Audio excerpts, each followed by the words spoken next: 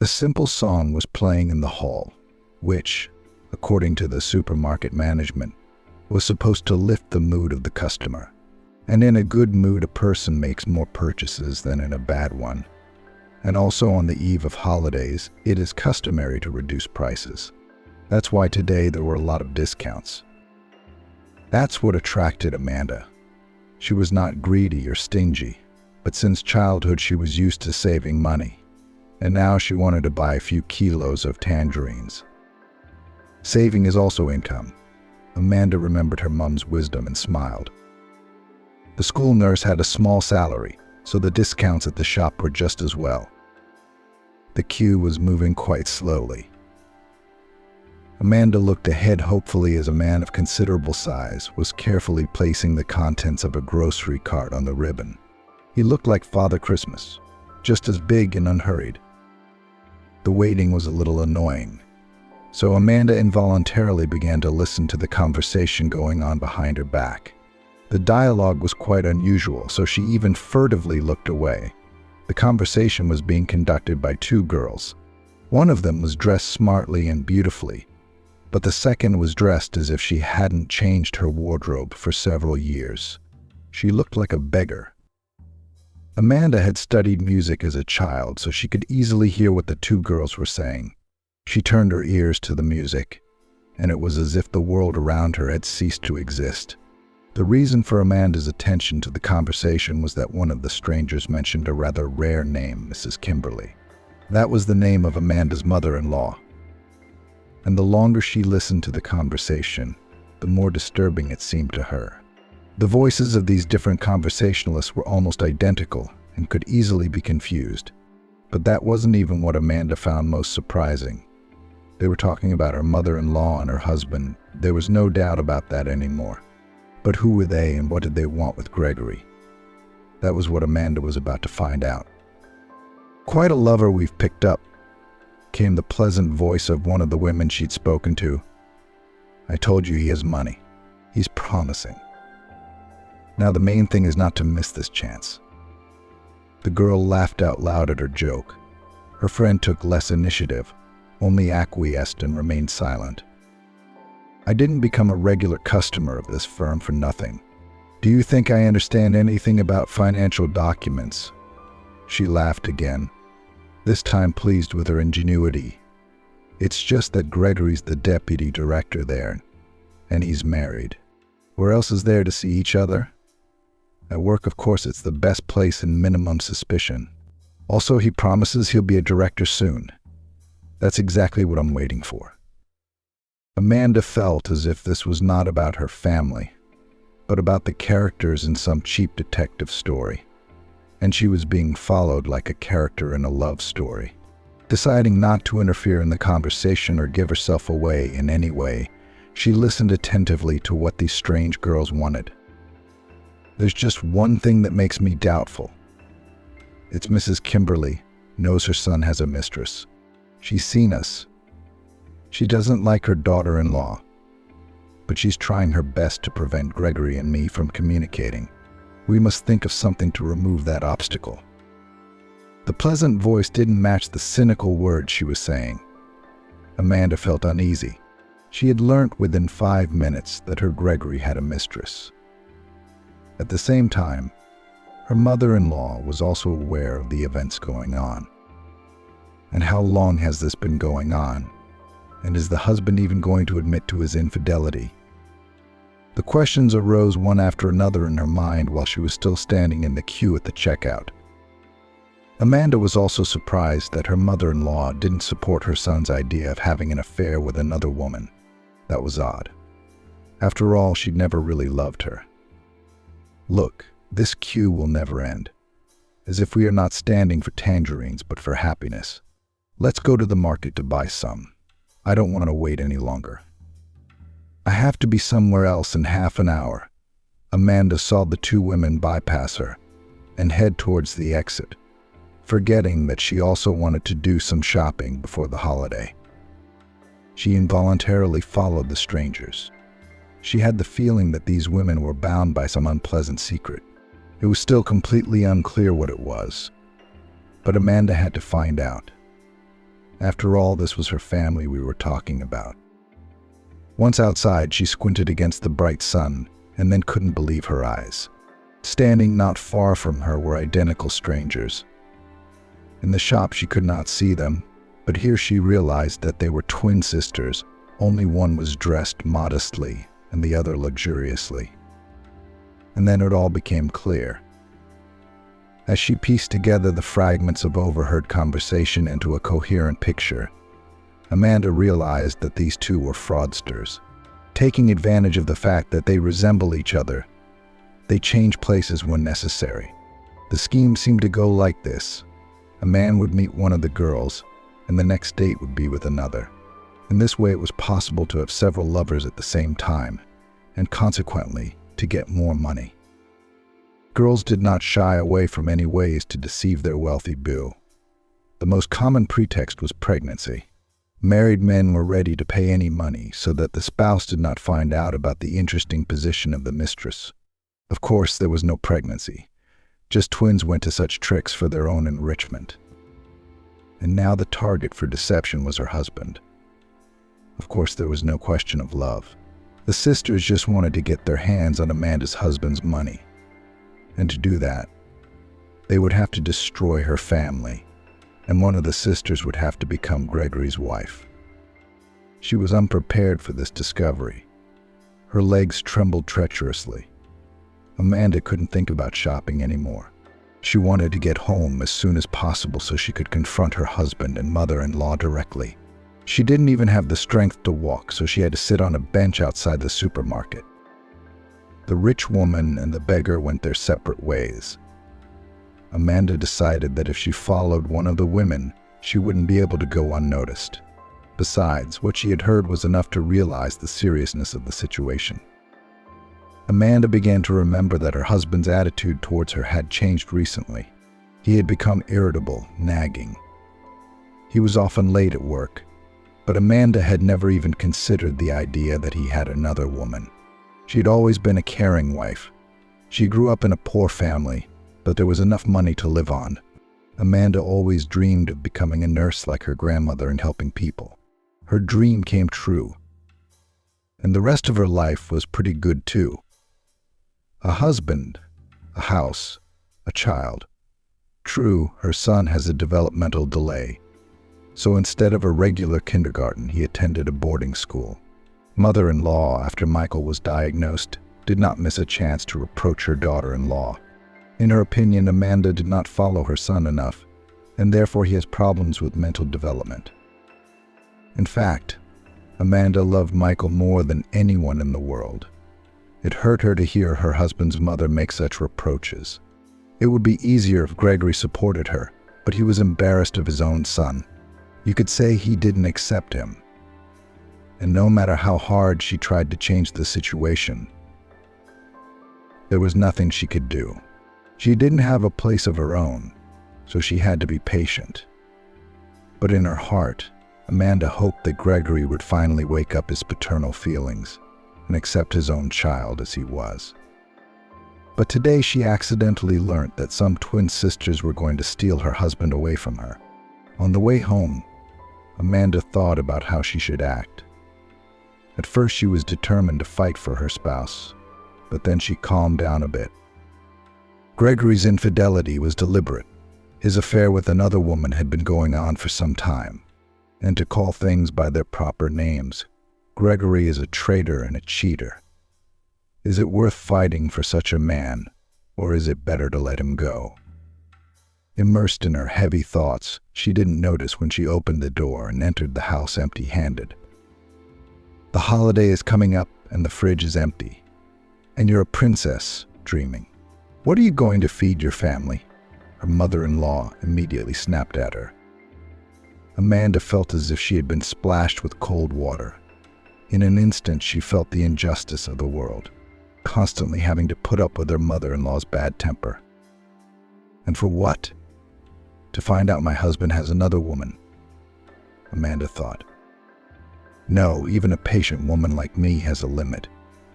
Yes, there will be those willing to feed, and more, she replied.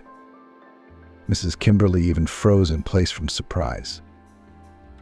Firstly, Amanda had never taken such a tone towards her. And secondly, it seemed to Mrs. Kimberly that her daughter-in-law knew something she should not know. To be sure of her sudden suspicions, she asked the question, "What do you mean by that? Does someone have to feed your husband?" The mother-in-law lurched in anticipation.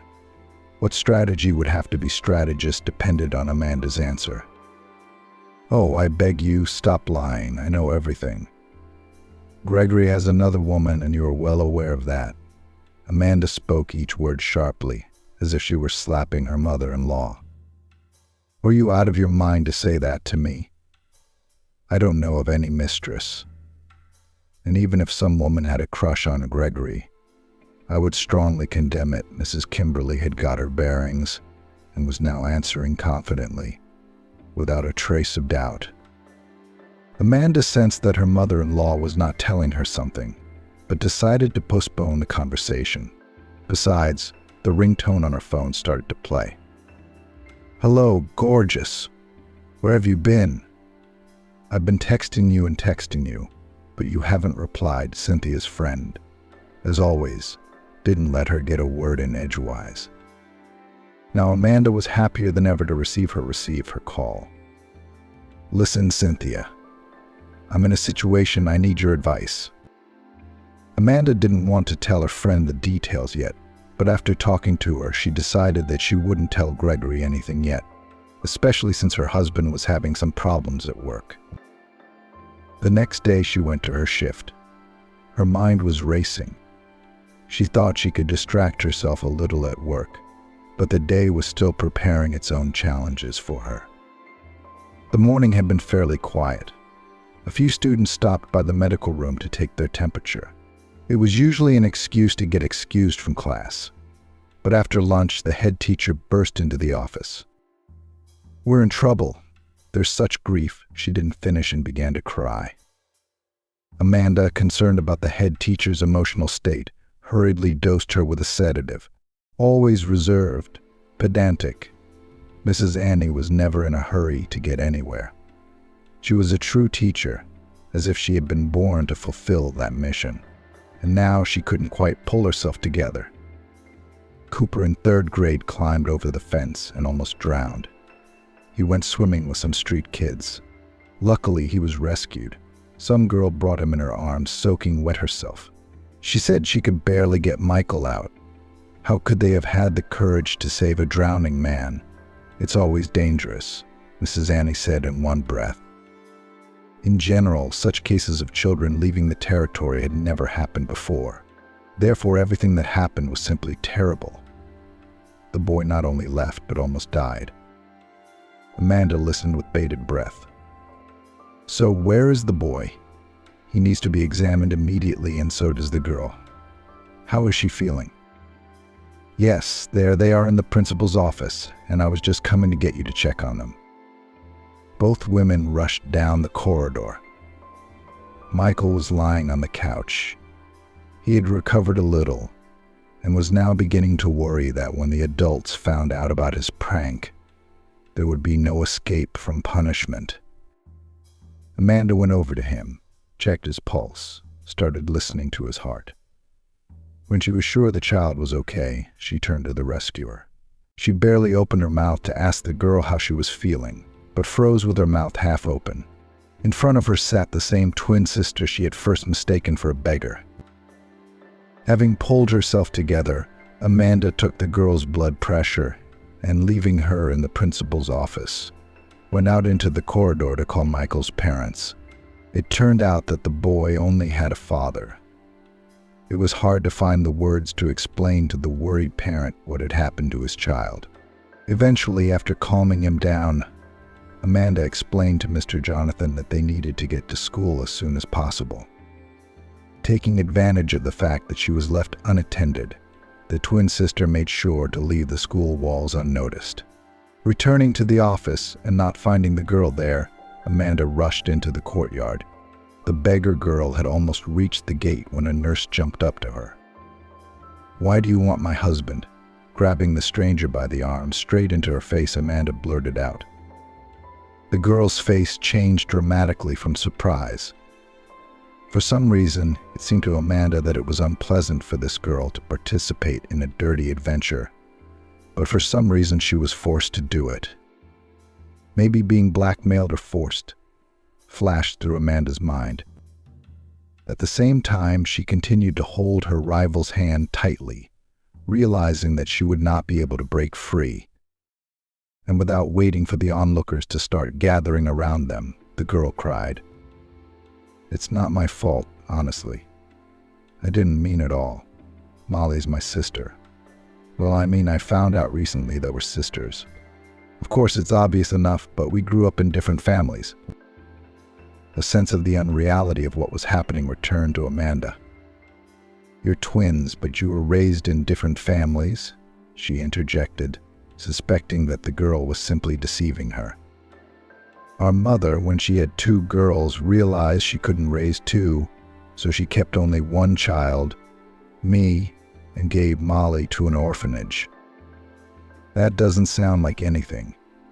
Your Molly doesn't look like a girl from an orphanage, well-groomed, dressed in first-class clothes.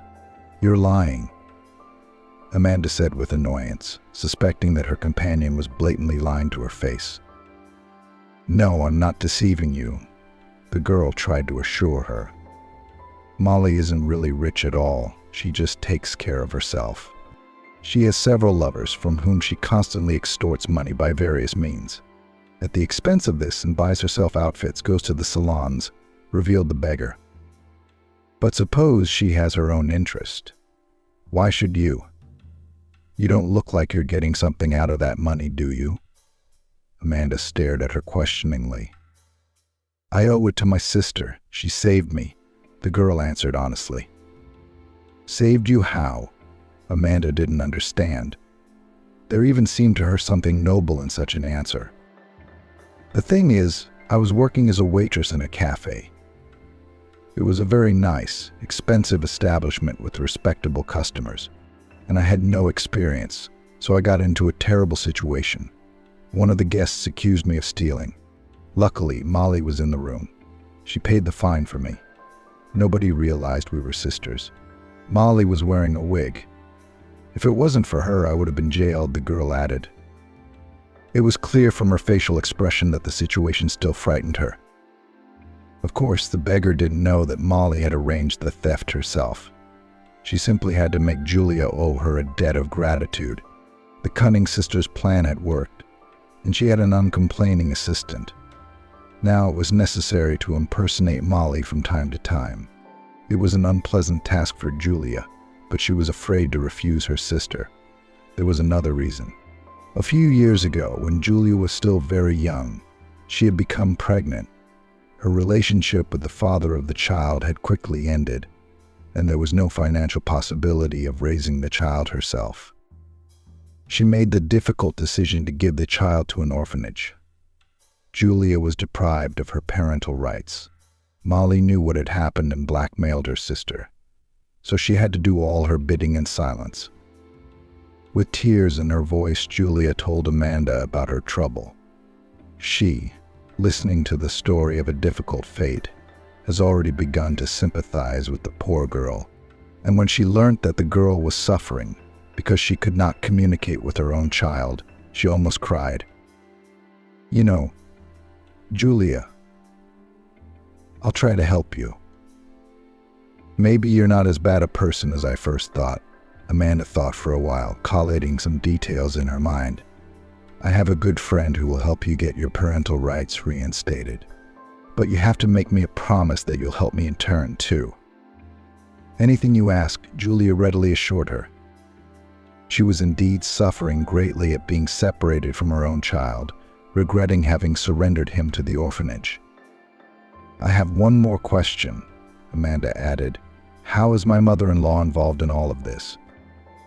"That's something you'd better ask her yourself," Julia replied. It was evident that the girl did not want to talk on this subject. She was constrained, intimidated, and worried that if Molly found out about her conversation with Amanda, something terrible might happen. "You know, I've been asking my mother-in-law, but she won't admit it."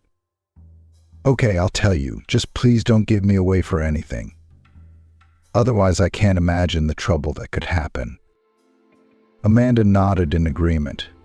She realized already that Julia's sister was a scary person who would do anything for money. "The thing is, Mrs. Kimberly and our mother have known each other for a long time."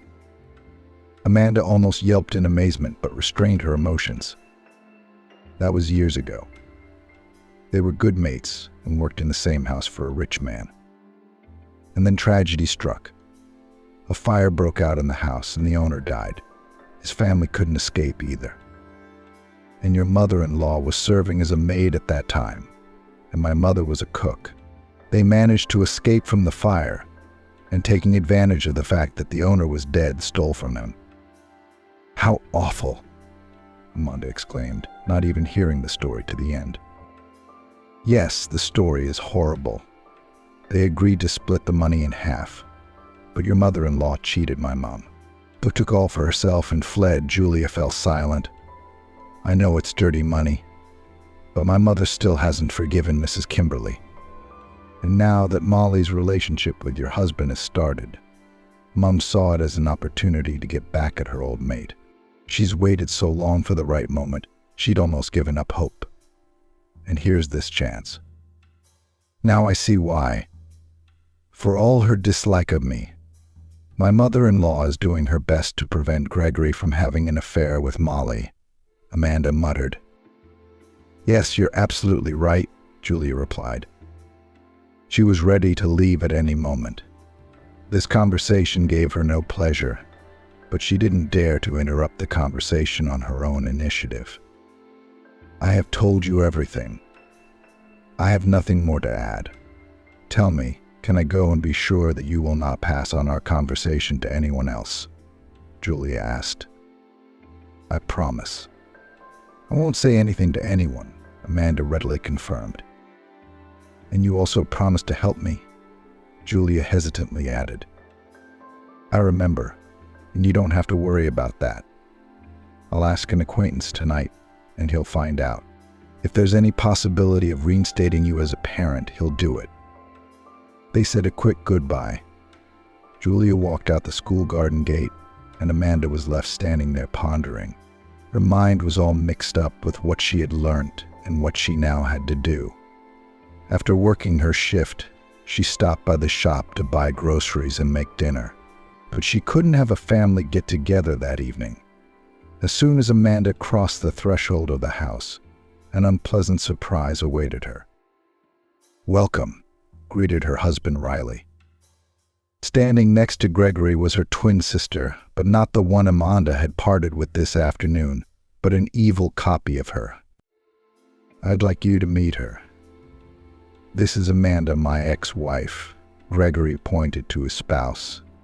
"And this is Molly, my real wife," he added. "Any questions?" He turned to Amanda.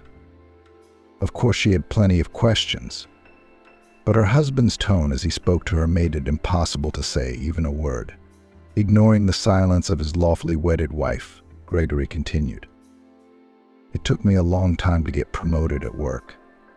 I didn't want Costilla to deny himself anything, and today I got it. By the way, can you congratulate me?" Gregory laughed an unkind laugh, as if he was taking revenge on Amanda for something, even though she was guilty of nothing. "Anyway, there won't be a farewell dinner. Pack your things, take the baby, and don't let me see you again." Amanda had a lump in her throat.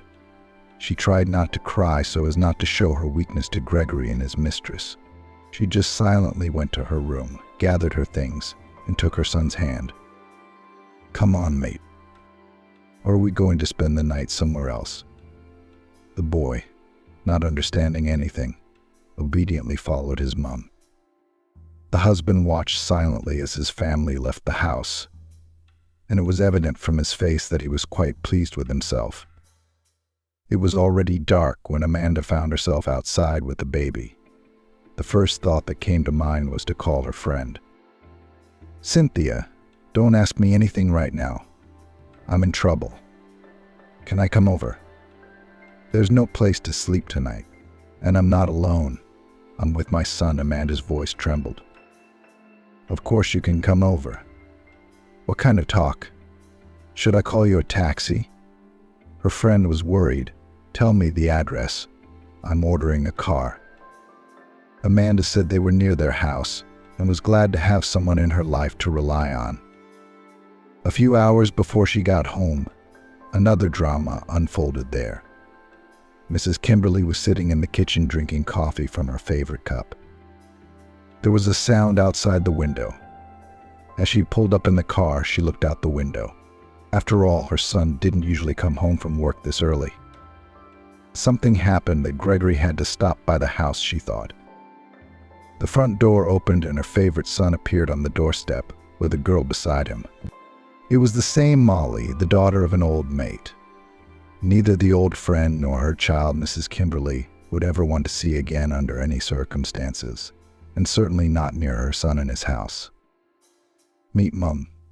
This is my new wife, and I'm divorcing Amanda, Gregory announced to his mother like a lion. Mrs. Kimberly slumped in her chair, and Molly defiantly walked into the living room, not even paying attention to her new spouse's mother. Mrs. Kimberly realized that the old maid had got to her through her son. After all these years, she had not forgotten the offense, and now she was determined to take her revenge in this way. And there was nothing Mrs. Kimberly could do about it. It was a foregone conclusion. Amanda's next day began with a short talk with her friend. In the evening, Cynthia didn't bother her friend with questions, just fed her and her son dinner and put them to bed. "Get up, sleepyhead, you'll oversleep for work," Cynthia mumbled as she opened the curtains to let the sunlight into the room. Amanda didn't feel like getting up at all. After what her husband had done yesterday, she had lost all desire to do anything. But there was no choice. She had to earn money, for there was no one else to take care of her and her son but herself. "Cheer up, mate. We'll think of something. You're not the first woman to be dumped by a man. We'll get over it." Cynthia gave her an air kiss. "Leave the keys with your neighbor. I'll run," she tossed over her shoulder. Amanda fed her son breakfast and, as usual, took him to kindergarten.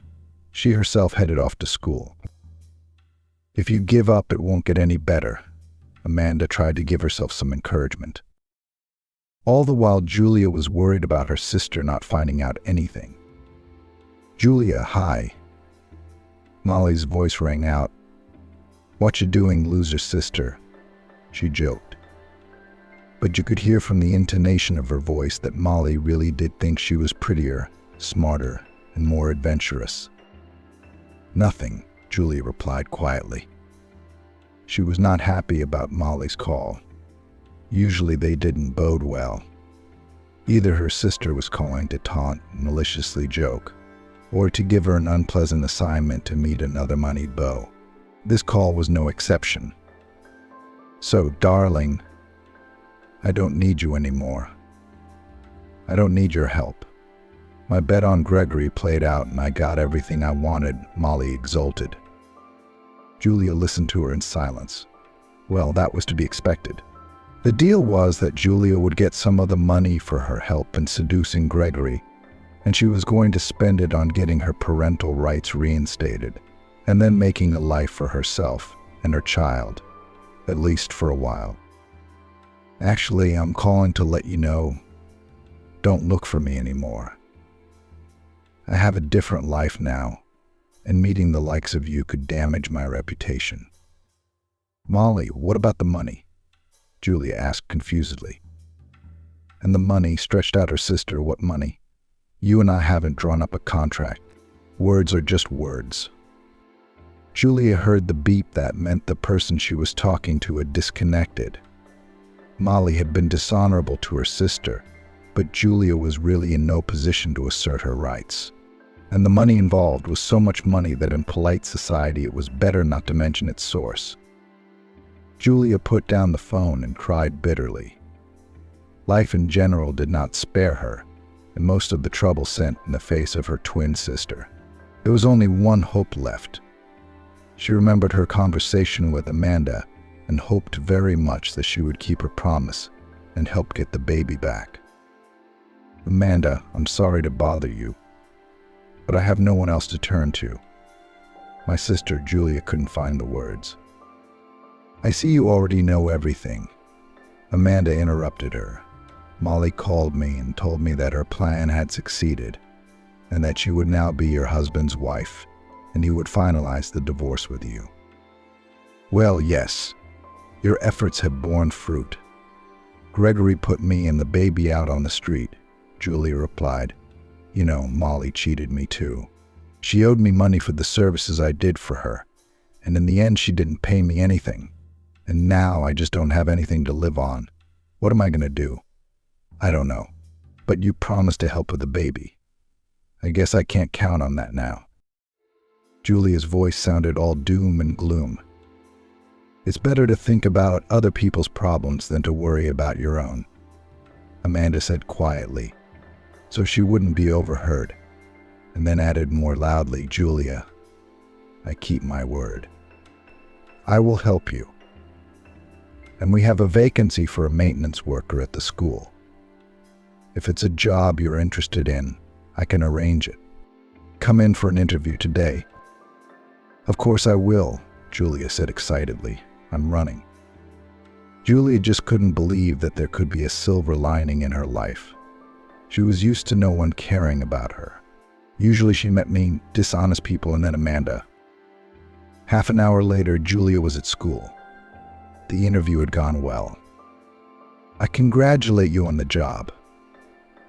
I hope you won't let me down.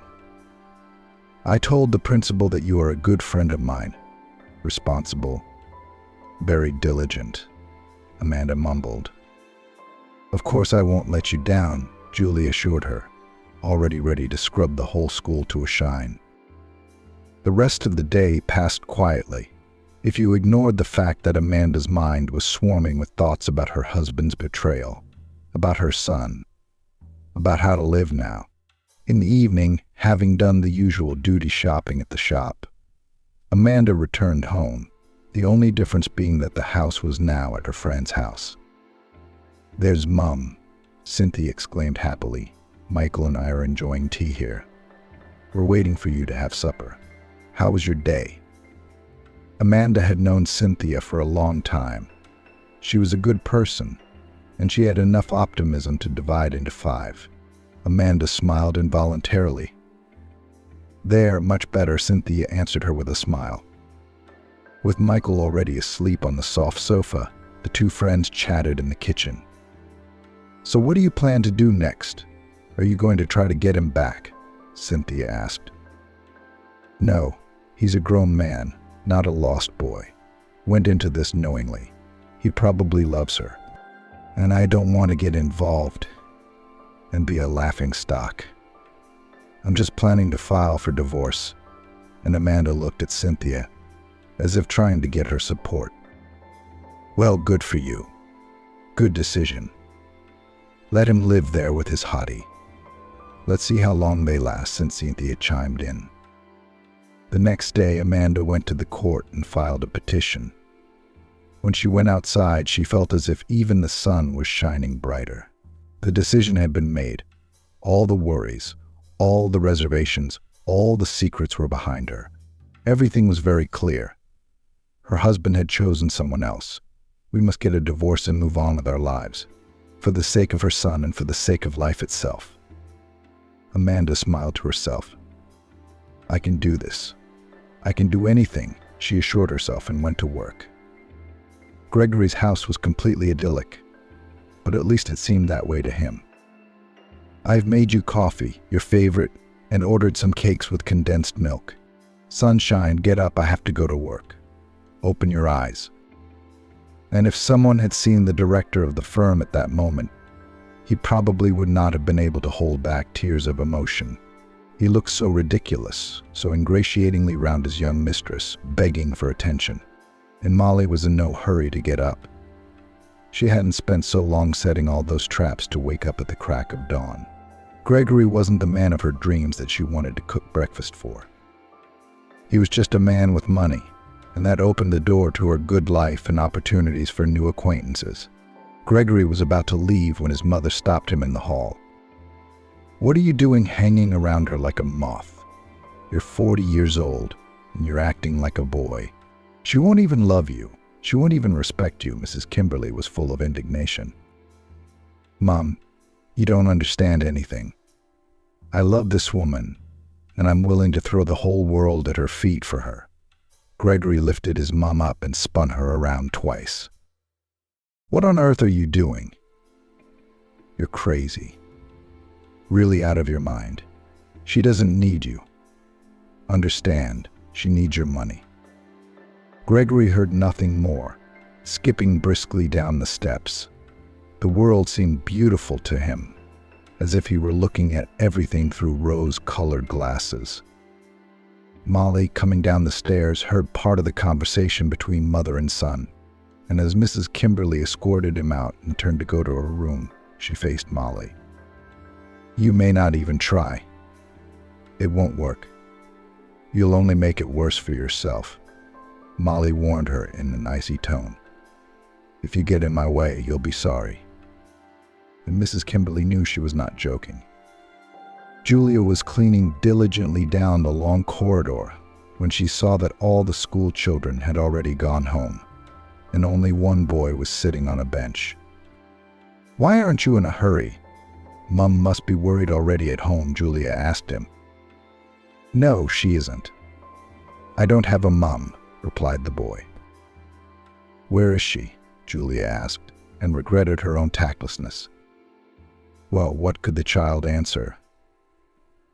If Mama is not here, it means that she is either dead or has abandoned her son. And to remind him of this is cruel, to say the least, Julia thought. "I have a daddy," the boy said as if evading the answer. "A daddy is great. I don't have a daddy." "Lucky you." Julia was glad the conversation had turned in a different direction. "Why don't you have a daddy?" the boy asked. "Probably because I'm a big girl." Julia couldn't think of a more appropriate answer. She couldn't really tell them that their father had abandoned them. That's not something a child needs to know. Let him believe in goodness. Though the little man already had his own tragedy, and Julia felt sorry for him. "What's your name?" he asked. "Julia. What's yours?" "Mine's Michael." "Oh." It was only now that she realized that the same little boy she had rescued a few days ago on the river was sitting in front of her. She had risked her own life. "So I know you," Julia spoke softly. "Daddy, Daddy," shouted the boy and rushed towards the young man. The latter picked him up under his arms and lifted him slightly. "Well, were you afraid? Come on, I've been delayed enough as it is." "Dad, this is Julia. We've met her. And you know, she doesn't have a daddy because she's big now. And when I'm big, you will be, won't you?" worried the boy. "Of course I will," confirmed the father and cast a glance at Julia. She lowered her eyes, then continued cleaning, and was already distracted with other thoughts when she heard footsteps behind her. "You'll have to excuse me, I didn't realize. No one told me anything last time. Now our nurse Amanda met me and told me that you were the one who saved my Michael back then. You have no idea how grateful I am. He's the most precious thing in my life. Can I invite you to the cafe to thank you? You're a good man. You could have been killed yourself, but you saved the child." Michael's father didn't know what words he could find to express his gratitude. "That's what anyone in my position would have done." "The boy was drowning and there wasn't much time to think," Julia replied and blushed. She was not used to being shown so much attention and gratitude. "Still, I'm inviting you to the cafe tonight. If you give me your number, I'll drop all the information and pick you up. Please don't refuse.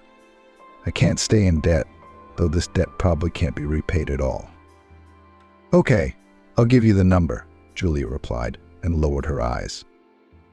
The young man was very pleasant, and she felt that there would be no harm in agreeing to have a cup of coffee or tea with him after work. The next day, Julia came to work. but even the old watchman noticed the change in her. She was already a pretty girl, but burdened with problems. It was as if she had faded away. Now, however, the attention from Michael's father seemed to revitalize her. "You seem kind of special today. Did something good happen?" the watchman inquired. "Yeah, happened," Julia replied and smiled. She was just happy, and it seemed that this bright streak would not end. She had found a job. Molly had gotten away from her. And most importantly, she had met a man who was interested in her. And she seemed to like him a lot, too, though Julia hadn't admitted it to herself yet. The working day went well. The deputy housekeeper looked at her, but was pleased with her diligence and even praised her. Then Andrew arrived. That was the boy's father's name. He took Michael to the car and then returned to Julia and presented her with a bouquet. "I really enjoyed our time yesterday, and I'd like you to agree to go out with me." Julia nodded her head in agreement. Then that evening, as she was getting ready for her meeting, Molly called. "What are you doing?" Her sister wasn't in the habit of saying hello. This call had become very unpleasant, spoilt the mood. Julia became wary. What is Molly calling for? What else does she want? Is she fed up with the bland family life and wants to start a new life? Julia thought. "Nothing, I'm going on a date," Julia replied simply. "A date?" Molly wondered. "And who's the lucky guy?" "I hope he's handsome and rich," she tried as usual to sneer. "Handsome, but probably not rich. But that doesn't matter to me.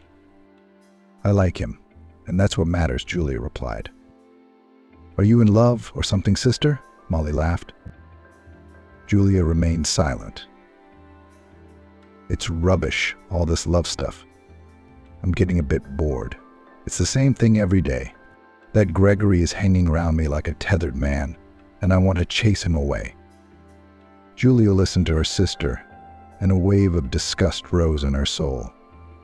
Molly had meddled in someone else's family, ruined it, and now, having played fast and loose with it, she wanted to leave the man. And though she didn't feel sorry for Gregory, she still judged her sister. "Don't be silent. Tell me about your boyfriend. Or maybe we could do it the same way. This time I'll go on a date instead of you. We'll have fun," Molly suggested. "No," Julia said firmly. "I'm not playing your dirty games anymore. I want an honest life. I got a job as a cleaner too, by the way. I know you'll laugh, but I like it. And for the first time, I feel like I'm making honest money. And I'm not cheating anyone." "Cleaning lady? That's funny. That's really your level, though. You don't have the brains for anything else. Though with your looks, you can fool men. Youth doesn't last forever. You need to take care of your old age now," Molly concluded. But there was envy in her voice. She, for all her successes, did not feel harmonious in her soul. Her sister, on the other hand, felt as if she had found her place and maybe even met love. "You, sis, don't forget that I know your secret, how you gave the baby up to the orphanage." Molly put up her trump card. "I'm tired of your blackmail. I'll tell everyone myself, and hopefully soon I'll be able to take my baby back and raise him. I've been promised help, and I don't want to talk to you anymore," Julia replied and switched off the phone. "I mean, look how independent she's become. She doesn't want to talk about her beau. That's okay. I'll find out for myself," Molly concluded. There was no trace of her boredom left. She had found her target again, and was now ready to play detective to find out where Julia worked and who was the man she had chosen. The very next day, Molly's car was parked outside the school. Making inquiries with Gregory's help wasn't too difficult. Molly herself, wearing dark glasses, sat in the leather interior of her car and watched the entrance. A short time later, Julia appeared on the porch. She held the hand of a boy about 11 years old. Molly tensed. Now, she surmised something interesting was about to happen, and so it did. A car pulled up in front of the school, and a young man got out. The boy ran towards him, shouting, "Daddy!" After hugging the child, the man walked towards Julia and handed her a bouquet of flowers. Romance then, Molly hissed to herself. Anger and envy overwhelmed her. So I'm bored forever and she's in love. Well, we'll see about that. A new plan matured in Molly's mind. She decided to follow her sister's new mate to find out where he lived. She surmised that sooner or later he would ask Julia out on a date. And that's where Molly was supposed to fill in for her sister, just like before. Only this time, Julia mustn't know anything. It wasn't difficult to trace. Andrew didn't suspect a thing and parked his car right in his front yard. Toward evening, he came out of the driveway and got into his car. Andrew was dressed in a jacket and tie. "What a respectable beau," Molly smiled, prepared. She was pleased with herself. Everything was going exactly as she had expected. Now all that was left was to trace the exact restaurant where the date had been made and apprehend Julia. Molly was willing to play the part of the girl instead, though she didn't know what she wanted to get out of it. She just really wanted to annoy her sister. For now, that was the end of her goals. Andrew made his way into the lounge and sat down at the table he had pre-booked. "What can I get you?" the waiter asked obligingly. "Thank you." Andrew thanked him. "I'm waiting for a girl. We'll order together later." Molly entered the lounge like a queen. Andrew waved. The sisters looked so much alike that even someone who knew they were twins would have had great difficulty telling them apart. "You look wonderful," the man remarked, only somehow unusual. Like a lover, he suspected something wrong at once. Molly was dressed much more richly and behaved more stiffly. It was evident in her gestures and intonation. Except Julia hadn't had time to tell him she had a sister. Otherwise, Andrew would have guessed everything at once.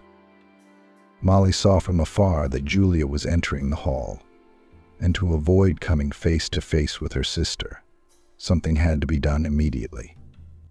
"Sorry, I have to go out," she said to Andrew, making up an excuse, and slipped out from behind the table. Before he could orientate himself in any way yet, Julia walked up to him. I'm a little late."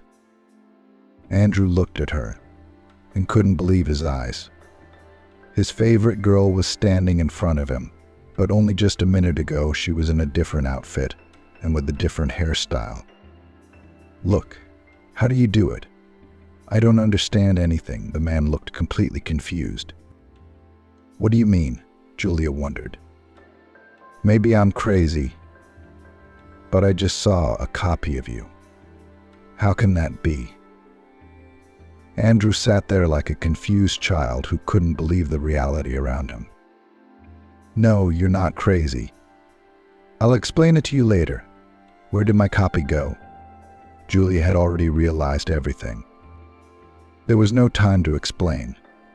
The only thing she wanted to do now was to clear things up with Molly once and for all. "She went to the loo," the man replied, puzzled. Julia rushed into the women's room.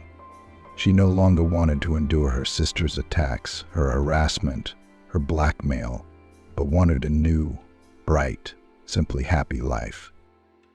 Molly, who had been watching at a table in the corner, stepped towards her. "What, surprised by your beau?" She laughed in Julia's face. "You're not going anywhere from me. Don't even dream about it."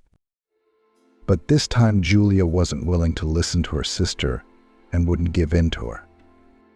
"Don't you dare pry into my life," she blurted out and slapped Molly in the face in surprise. She was barely on her high heels, but a second later she was clutching at her sister's hair. Everything happened so fast that a security guard didn't even have time to approach them. Molly dragged Julia out onto the balcony. The restaurant guests jumped away from the fighting girls in fright. Molly pushed her sister and she hit the railing. As she tried to regain consciousness, she couldn't keep her balance The squealing of the women who were on the balcony at that moment could be heard for the whole block. Ambulance. Call an ambulance. Some were already dialing. Others were running up the stairs to administer first aid. Julia had fallen from the third-floor balcony, her blonde hair strewn across the pavement and scarlet blood on her lips. Molly quickly recognized the situation and decided to flee the scene. But the security guards were quicker. She was led out of the hall in handcuffs. The next day, the school knew that the friendly cleaner, who had been hired not so long ago, had died. And it wasn't an accident. The girl was murdered by her own twin sister. Now those who like to discuss other people's lives had a lot to talk about. But it was Amanda who was the most worried. She specially waited for Andrew to express her condolences to him. You know, it's a very strange story. I really like Julia, and she managed to be friends with Michael too. He's very worried that she's gone, and I don't even know how to tell him she's gone. It was obvious that Andrew was very distressed. His face was puffy and dark circles appeared under his eyes.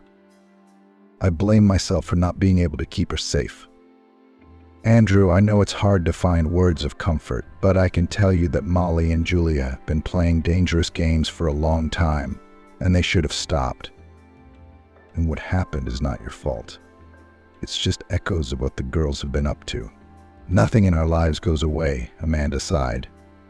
And about Michael, let me talk to him. And to keep the boy distracted, we can go to the park. I have a son too, by the way. A little younger than yours, but it would be more fun together. It's nice weather for a walk right now. Don't say no. It's better than sitting inside four walls. Yes, I suppose you're right. Amanda was actually right. The children had made friends quite quickly and were having fun running around in the park. The sun was shining brightly and sparrows were frolicking somewhere. It was good. Andrew bought 2 cups of coffee and held one out to Amanda. My son has a diagnosis. At first I thought I couldn't handle it, but then I accepted that he's different. And now, you know, he has shown aptitude in drawing, and the teacher at the circle even thinks he has talent. Now his work is being prepared for some kind of competition, and I couldn't even dream of it before. And I think things will get better for you too. Amanda was silent as she watched the boys chasing each other and laughing. Thank you so much for this day. Do you mind if we chat some more? The kids are so good with each other, Andrew said and lowered his head in embarrassment.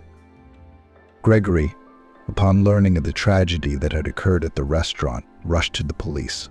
He had learnt that Molly had been charged with manslaughter and wanted to secure her release with the help of a lawyer.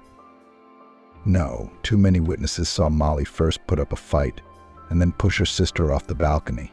All I can do is get you the minimum sentence. Now, I've arranged a date for you. You can talk, but not for long. You have 5 minutes. Honey, how did this happen? Why did you even go to that restaurant? Gregory looked pleadingly at Molly. What do you want from me? Life with you is boring as hell. My life, my love, my sunshine, what are you doing?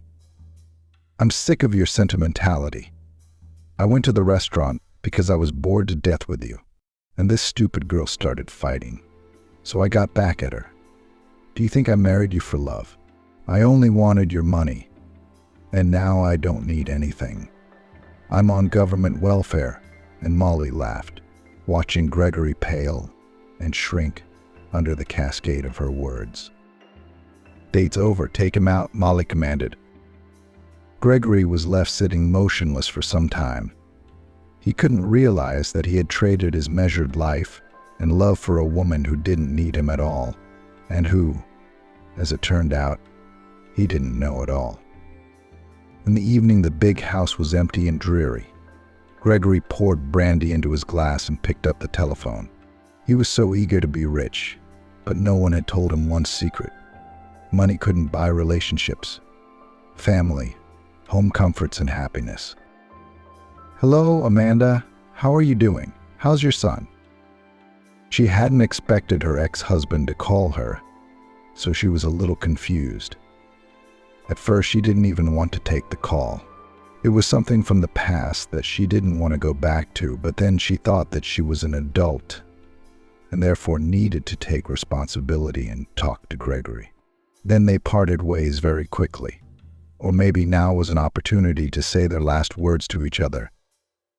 Amanda answered the phone. "We're fine. It's a little late to mention your son. He's almost forgotten you. He's doing well in his art class. The teacher's preparing artwork for competitions. I'm sure they'll be the best." Amanda's voice was full of pride for her son. "Yes, I made an unforgivable mistake. I was so stupid. But maybe we can try to start again. Come back. I'm waiting for you." "I'm sorry, Gregory, but I'm marrying a very good man. Can you imagine? For the first time in so long, I'm happy." He had nothing more to say, and Amanda kept her promise. After her marriage to Andrew, they had taken Julia's daughter out of the orphanage, and now the little girl had a real family.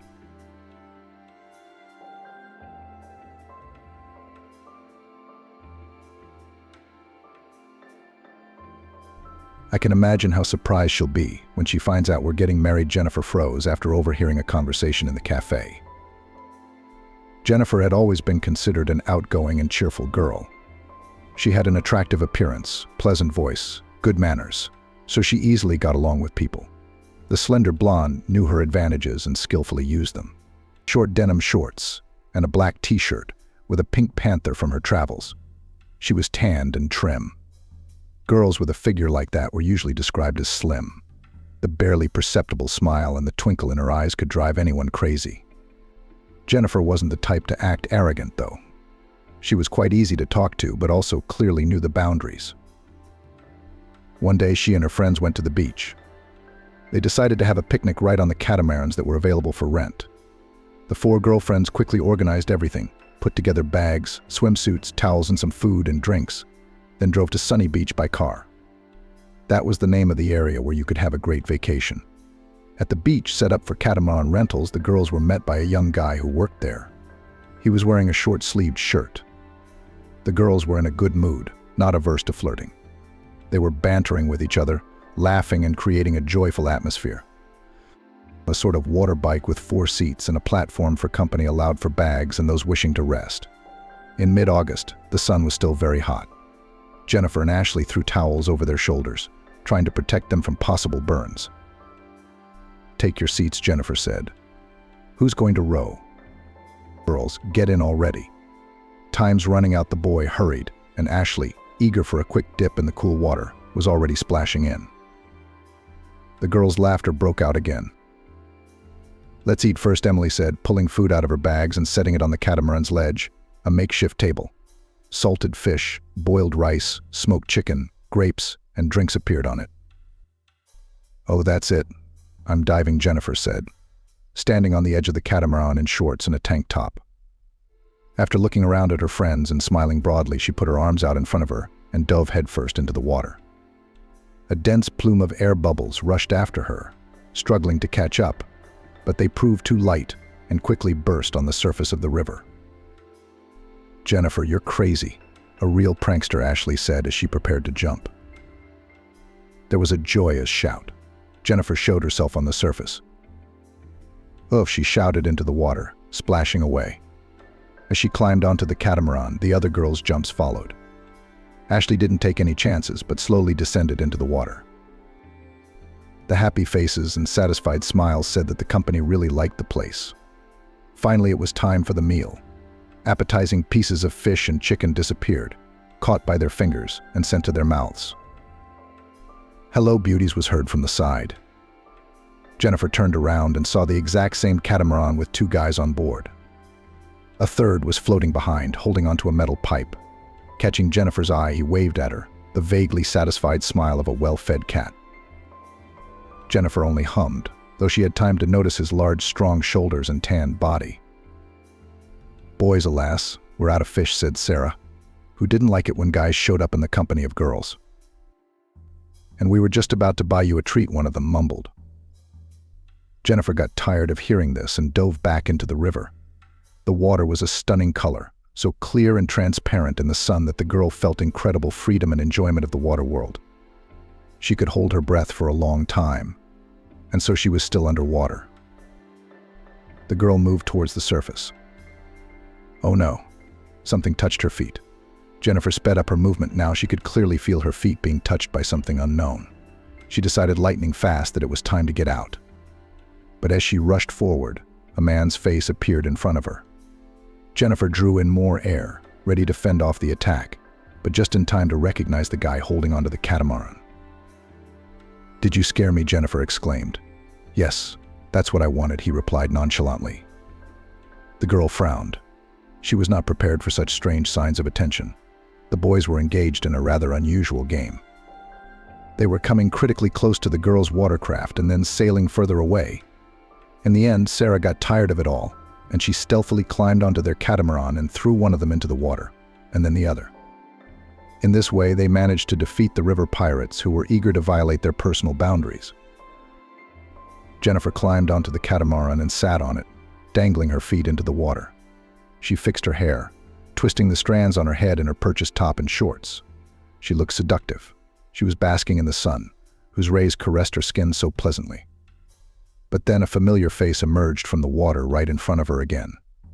This guy was definitely up to something. He calmly swam up to Jennifer and, placing his hands on the raft on either side of her, pushed himself up, half out of the water. Under his weight, one side of the catamaran sank into the water, and Jennifer, losing her balance, pulled forward. But to avoid contact with the intrusive stranger, she leaned backward, resting her hands on the floor. In a matter of seconds, her brain had assessed this guy as quite good-looking. His well-defined cheekbones and large mouth spoke of his love of life and ability to get what he wanted.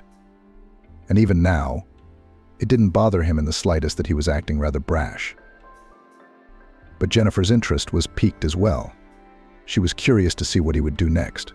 She assumed he would go back into the water, but instead he slowly, calmly pulled himself even more forward, piling his body on top of the girl's. The girl was taken aback and opened her plump lips. And the guy from the water became so bold that he literally kissed Jennifer. She was outraged by the strange excitement that came out of nowhere and suddenly slapped him hard. But that didn't stop him at all. He bit her right thigh and then disappeared back under the water. Jennifer shuddered and climbed fully onto the catamaran. By this time, the boat's rental had come to an end. The whole hour had flown by. The girls had had enough of swimming and splashing in the water and were glad to be back on shore. After the cold appetizers, they wanted something hot. All four of them sat down at a table in the cafe. The waiter brought a folder with the menu, eyeing them languidly. They began to follow his index finger as it traveled down the lines. Soon the table was filled with flavorful food. Jennifer rubbed her palms together, anticipating the taste of her favorite hodgepodge. Hodgepodge. The perfect ending to the evening. Ashley laughed at her. "No licking," Jennifer parried. "I don't know about you, but I'll personally drink some of the dark stuff," Sarah mumbled, ducking into an oversized mug. Divine, she rolled her eyes, expressing her pleasure. Empty bellies were quickly filled, and the set table emptied quickly as well. The girls were about to leave when a guy approached them. Jennifer took her eyes aside, not wanting to see this misunderstanding. Leaving already, he inquired, purposely pointing his gaze in her direction. "Yeah, I need to hurry up so I can make a run to the wind. Rabies shot," she muttered unhappily, rubbing the bite site on her thigh. "Sorry, couldn't resist." "Your legs were too sweet," he mouthed, embarrassing the girl. Then he introduced himself. It turned out his name was Mitchell. The girls responded with their names, except Jennifer. Just then a waiter approached with a bill in hand. Mitchell reacted quickly, handing him a bank card. Jennifer glanced at the guy and hummed. Afterward, she caught the looks of her friends. They were looking at her puzzled, but it was time to leave. So the girls got up from the table. Jennifer didn't linger either, but Mitchell had one more surprise for her. He held out a single purple rose to her.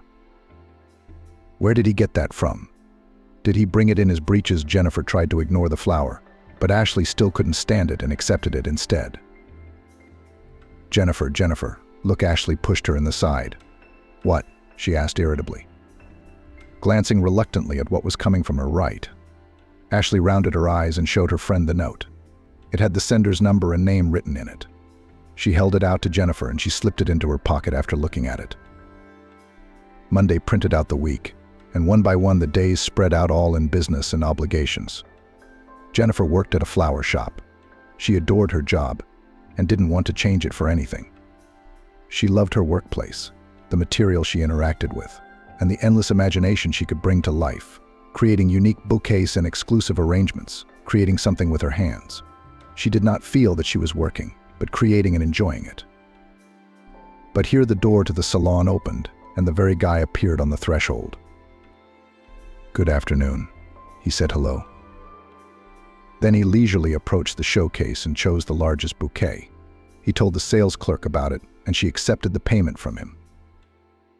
"Jennifer, is this for you?" The boy said. "I'm sorry, but if I'd bought the bouquet at another flower store, it could be seen as hidden competition." "How did you find me?" the girl inquired. "It wasn't hard. Some of your friends turned out to be more sociable than you. But that's okay. I think that in the future we will find a common language with you," he said, looking into her eyes. And there was a smile on his face that was barely recognizable, the kind that comes from people who feel they're one step ahead. This time, Jennifer decided that the guy had shown enough persistence to return the favor. After all, the one who made the first move is the one who should keep it going. As time went on, Jennifer realized that she didn't regret at all that she had once reciprocated his affection. The guy turned out to be a very attentive and caring suitor. He worked as the head of a construction team. They had been about 10 years engaged, not only in lifting old houses, but also built from scratch small-sized apartment buildings. Jennifer was proud of what her boyfriend was doing. The young people spent a lot of time together. Sometimes the guy picked her up from work, and they went for a walk with a final dinner in a cafe. And other times they met in the park and just wandered through the alleys, enjoying the autumn colors of the trees. And their relationship slowly began to grow stronger. And that reckless and unpredictable guy turned into a caring and loving young man, and perhaps a future fiancé. At least that was Jennifer's dream. She stood at the window and looked thoughtfully ahead. There, beyond the window ahead, could be seen other high-rise buildings with still empty playgrounds. All of Jennifer's thoughts were focused on the future in her life, where she was a happy wife and loving mother. Jennifer, her mother called softly to her again. "Would you put the kettle on and tell me what clouds my daughter is in?" she asked with a sly smile. She was familiar with this state of mind. It was a pity. It was all behind her. She had never married since her husband died. Rose, that was Jennifer's mom's name, was a beautiful woman. In her 40s, she still looked very attractive. Jennifer was born early. She had just turned 19 years old. She began to blossom like a blooming rose. How did Jason come into her life? Broad-shouldered, tanned. He quickly captured her attention, but unfortunately they weren't destined to live a long and happy life together. When Jason left them, Rosa at first tried to somehow establish her personal life. But raising a 9-year-old daughter took a lot of energy and time. She had to think about what to feed and clothe her tomorrow. It wasn't easy. Rosa dreamed of love, but only without any hope. Especially looking at her own daughter, who day by day grew up, changed, and turned into a young woman that was clearly beginning to supplant her and push her aside, taking her place. But Rosa accepted it and managed to survive this little tragedy within herself. And from her husband, she was left a small 2-room apartment in which they lived together with Jennifer. It was a little cramped, but it was a little K. They'd lived together for 12 years, and they would. "Mom, do you want a lemon?" Jennifer asked, shouting from the kitchen. "1 slice, and 1 spoonful of sugar," Rosa answered. Jennifer appeared in the hall with a tray on which there was a fragrant steaming tea with sweets. "Ah, what a lemon flavor. Just lovely," Rosa said, taking the first sip. "And imagine if we were now in the country, in the fresh air, sitting in the gazebo, listening to the birds singing and admiring the play of sunlight," dreamily said his mother. "Mom, are you a poet now?" Jennifer laughed, taking her first sip and biting into a strawberry cookie. A dog named Mike climbed into her lap. He was a toy terrier. He had a gorgeous short coat of white fur. He made himself comfortable and felt quite cozy. With eyes full of longing and misery, he looked furtively at his mistress. At last the heavens heard him, and he got a treat. "I'm thinking of raising the cottage and putting in a blooming garden that would be nice. What do you think?" she asked her daughter. Jennifer remembered the plot of land they had inherited from her father. Her father had loved to go there. He had found some happiness in that solitude. Jennifer was a little surprised at her mother's statement, since she rarely ever went there. And if they came with the family to the cottage, Rosa always found a reason to be dissatisfied. It was mosquitoes biting her, or a gnat poking her in the eye. Every time she was annoyed by the green grass growing everywhere. And then to hear her mother say something like that was a surprise to Jennifer. Even so, she liked the idea very much. "Of course, Mom, it would be great if we could keep what our father once started," her daughter answered her. In front of her eyes, she remembered that small plot of land where her father had managed to put a fence and a small hut. The place was good, located near the city, but it was located in a relative lowland, and it often drowned. That's why the house had to be raised higher. It was sunny here. Nearby was a forest and a gorgeous spacious field, where you could leisurely stroll and breathe the forest air, and in winter suddenly take skis and go on the forest road, and down a hill. Jennifer remembered well how her father had taught her how to ski, how to turn, and how to ski downhill without fear.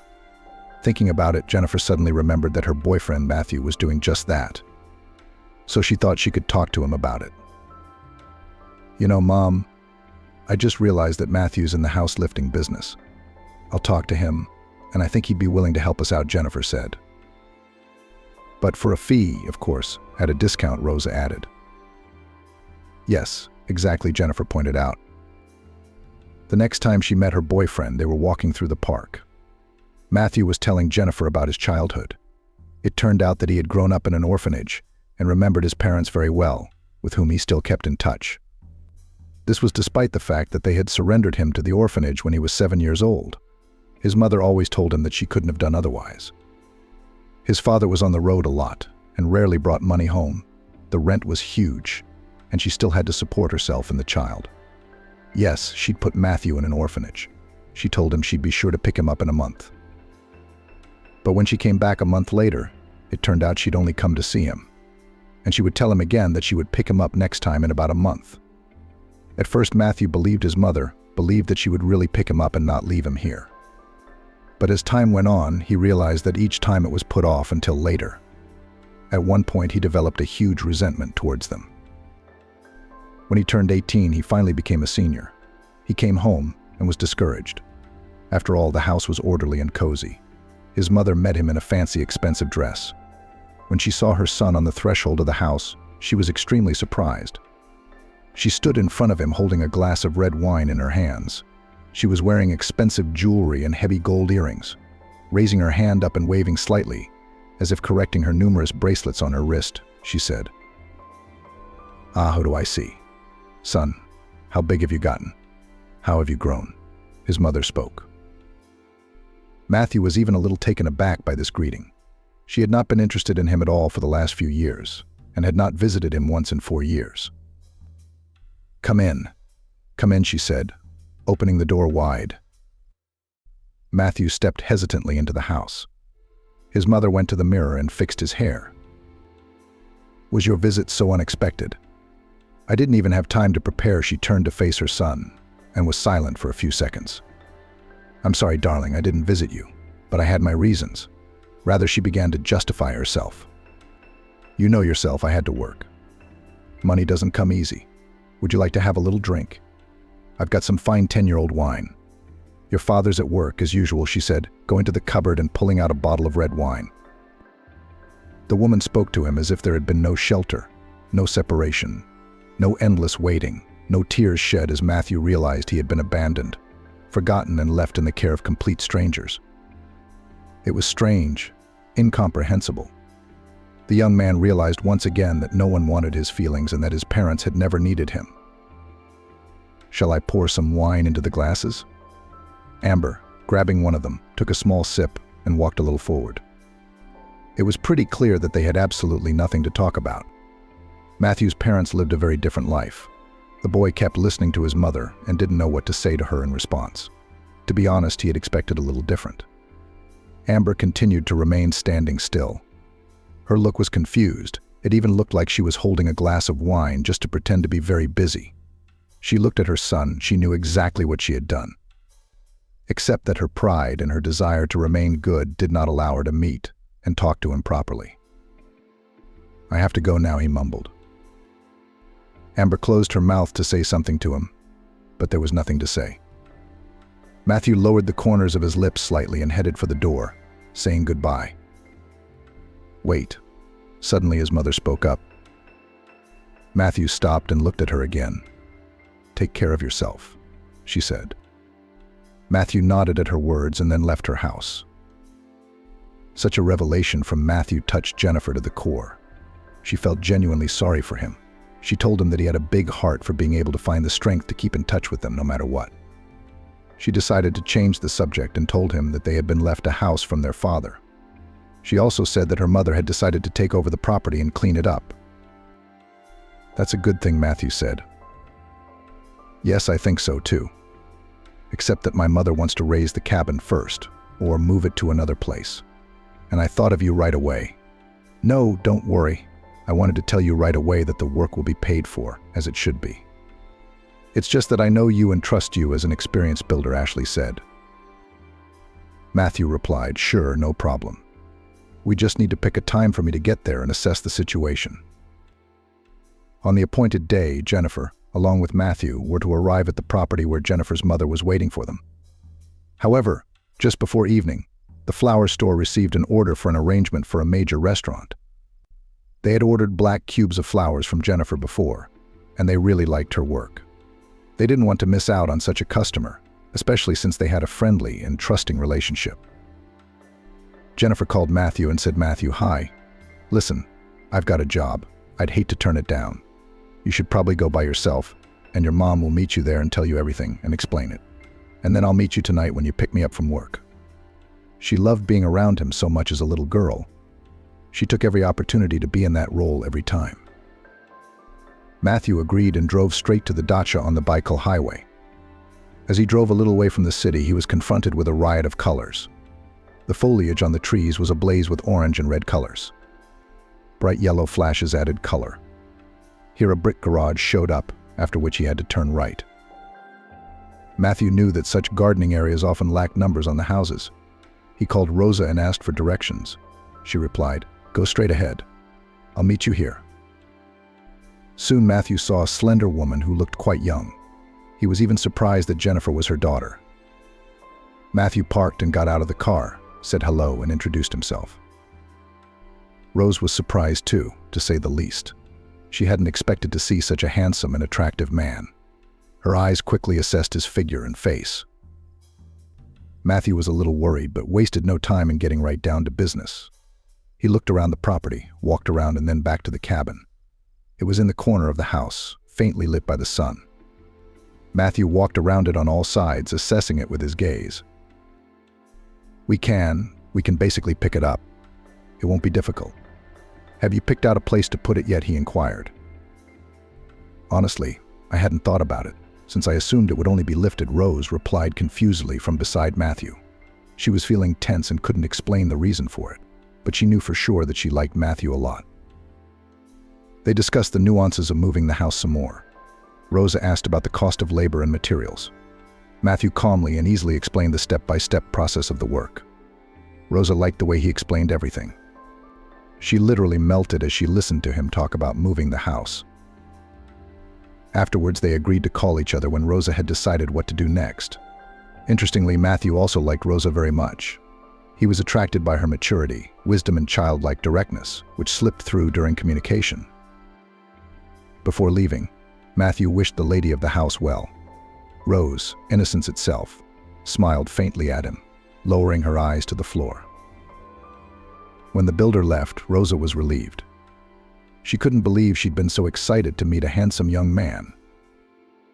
The next time Matthew called Rosa to ask clarifying questions, She felt her heart beat faster. She was glad to hear his voice. His timbre made the woman anxious, and she sometimes held her breath without noticing it.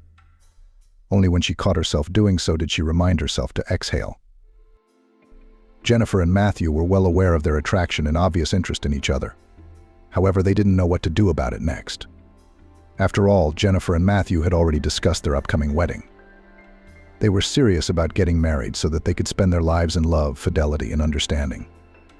Matthew cared deeply for Jennifer and couldn't do that to her. He couldn't tell her that it was over between them, that what was happening between them was losing its meaning. Matthew, as well as Rose, wanted to banish thoughts about the progression of their relationship. But those thoughts, like pesky bees with sweet pollen, circled around, teasing and beckoning with the scent of love and pleasure. Rose waited for Matthew to call her with clarifying questions about the future project, and Matthew waited for Rosa to call him to clarify anything else.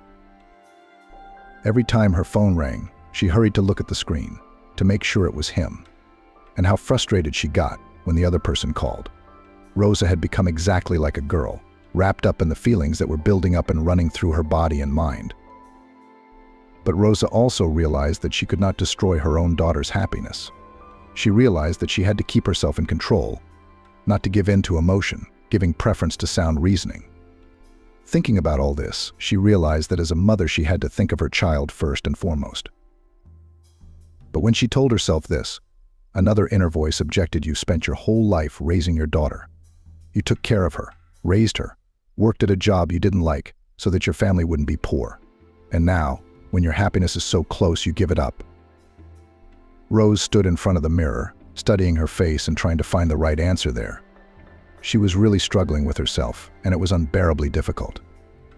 The voice told her that she was still young, beautiful, full of strength. She had her whole life ahead of her and could build a new happiness. But were her feelings for Matthew real? Maybe she was fooling herself, impressed with him only because of the possibility of a new home? Rosa certainly thought about that too.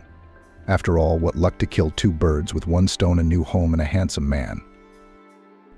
As they say, you can't tell what's going on. How difficult it is to discern the true motives lurking in the depths of each of us. People are so used to surrounding themselves with reasons, purposes, explanations, and reasoning that in the end they cease to understand anything when they close themselves off to these circumstances and coincidences. Then Matthew met up with Jennifer again. He had managed to miss her. How did it go? Were you able to work things out? I hope my mother didn't overload you with tasks? The girl asked, smiling. Yes, your mother and I agreed easily and have already discussed the first stage of the work. Matthew answered cheerfully. Listen, that's wonderful. I'm very glad that my mother decided to take on this house. My dad loved this place. And it's a nice place. I'd hate to see it abandoned and neglected, Jennifer explained. Then she walked over to Matthew and climbed into his lap, wrapping her arms around his hips. She pulled him against her, stroking his head, kissing his neck. Their lips made contact. What a sweet kiss it was. Matthew gripped Jennifer's hips tighter, and then, changing positions, lowered her onto the couch. Once on top of her, Jennifer struggled, trying to get out from under him. Matthew accepted the challenge and continued to play with her. Heavy breathing and squeals could be heard as Jennifer kept trying to jokingly beat Matthew, but eventually she was exhausted and gave up. A joyous laugh escaped his lips. Matthew also laughed as he continued to fool around. Just like when you were a kid. I'm going to crush you with my knees, Jennifer exclaimed, using her final argument to win. Come on, push, push, push, and harder. But Jennifer, pull yourself together. Matthew lifted her up. But Jennifer could do nothing as the rest of her strength was taken away by the laughter. It was important for her to breathe, not to choke on the incredible joy that was overwhelming her at the moment. Finally, Matthew lowered himself onto the girl with his whole body and stroked her hair. Their faces became more serious. They enjoyed looking at each other. Matthew scrutinized her brown eyes, her nose, lips, and chin. He leaned over and kissed her neck. The most vulnerable place inside both of them, passion flared and all the extra clothes flew away. I'm sure you're the man I'd like to spend the rest of my life with. Tell me, is it the same for you? Jennifer asked Matthew after they had enjoyed each other. They were lying on the couch, covered by a blanket. They were now in Matthew's apartment. He had purchased it relatively recently and was very pleased with it. The apartment was in a nice and presentable neighborhood, the sunny side of the spacious room. "I am very happy to have met someone like you," he said. "You are the most precious thing to me, and I don't want to lose you," the guy added. At that moment, he looked a little tense and his gaze was inward. "Is something wrong?" the girl asked him.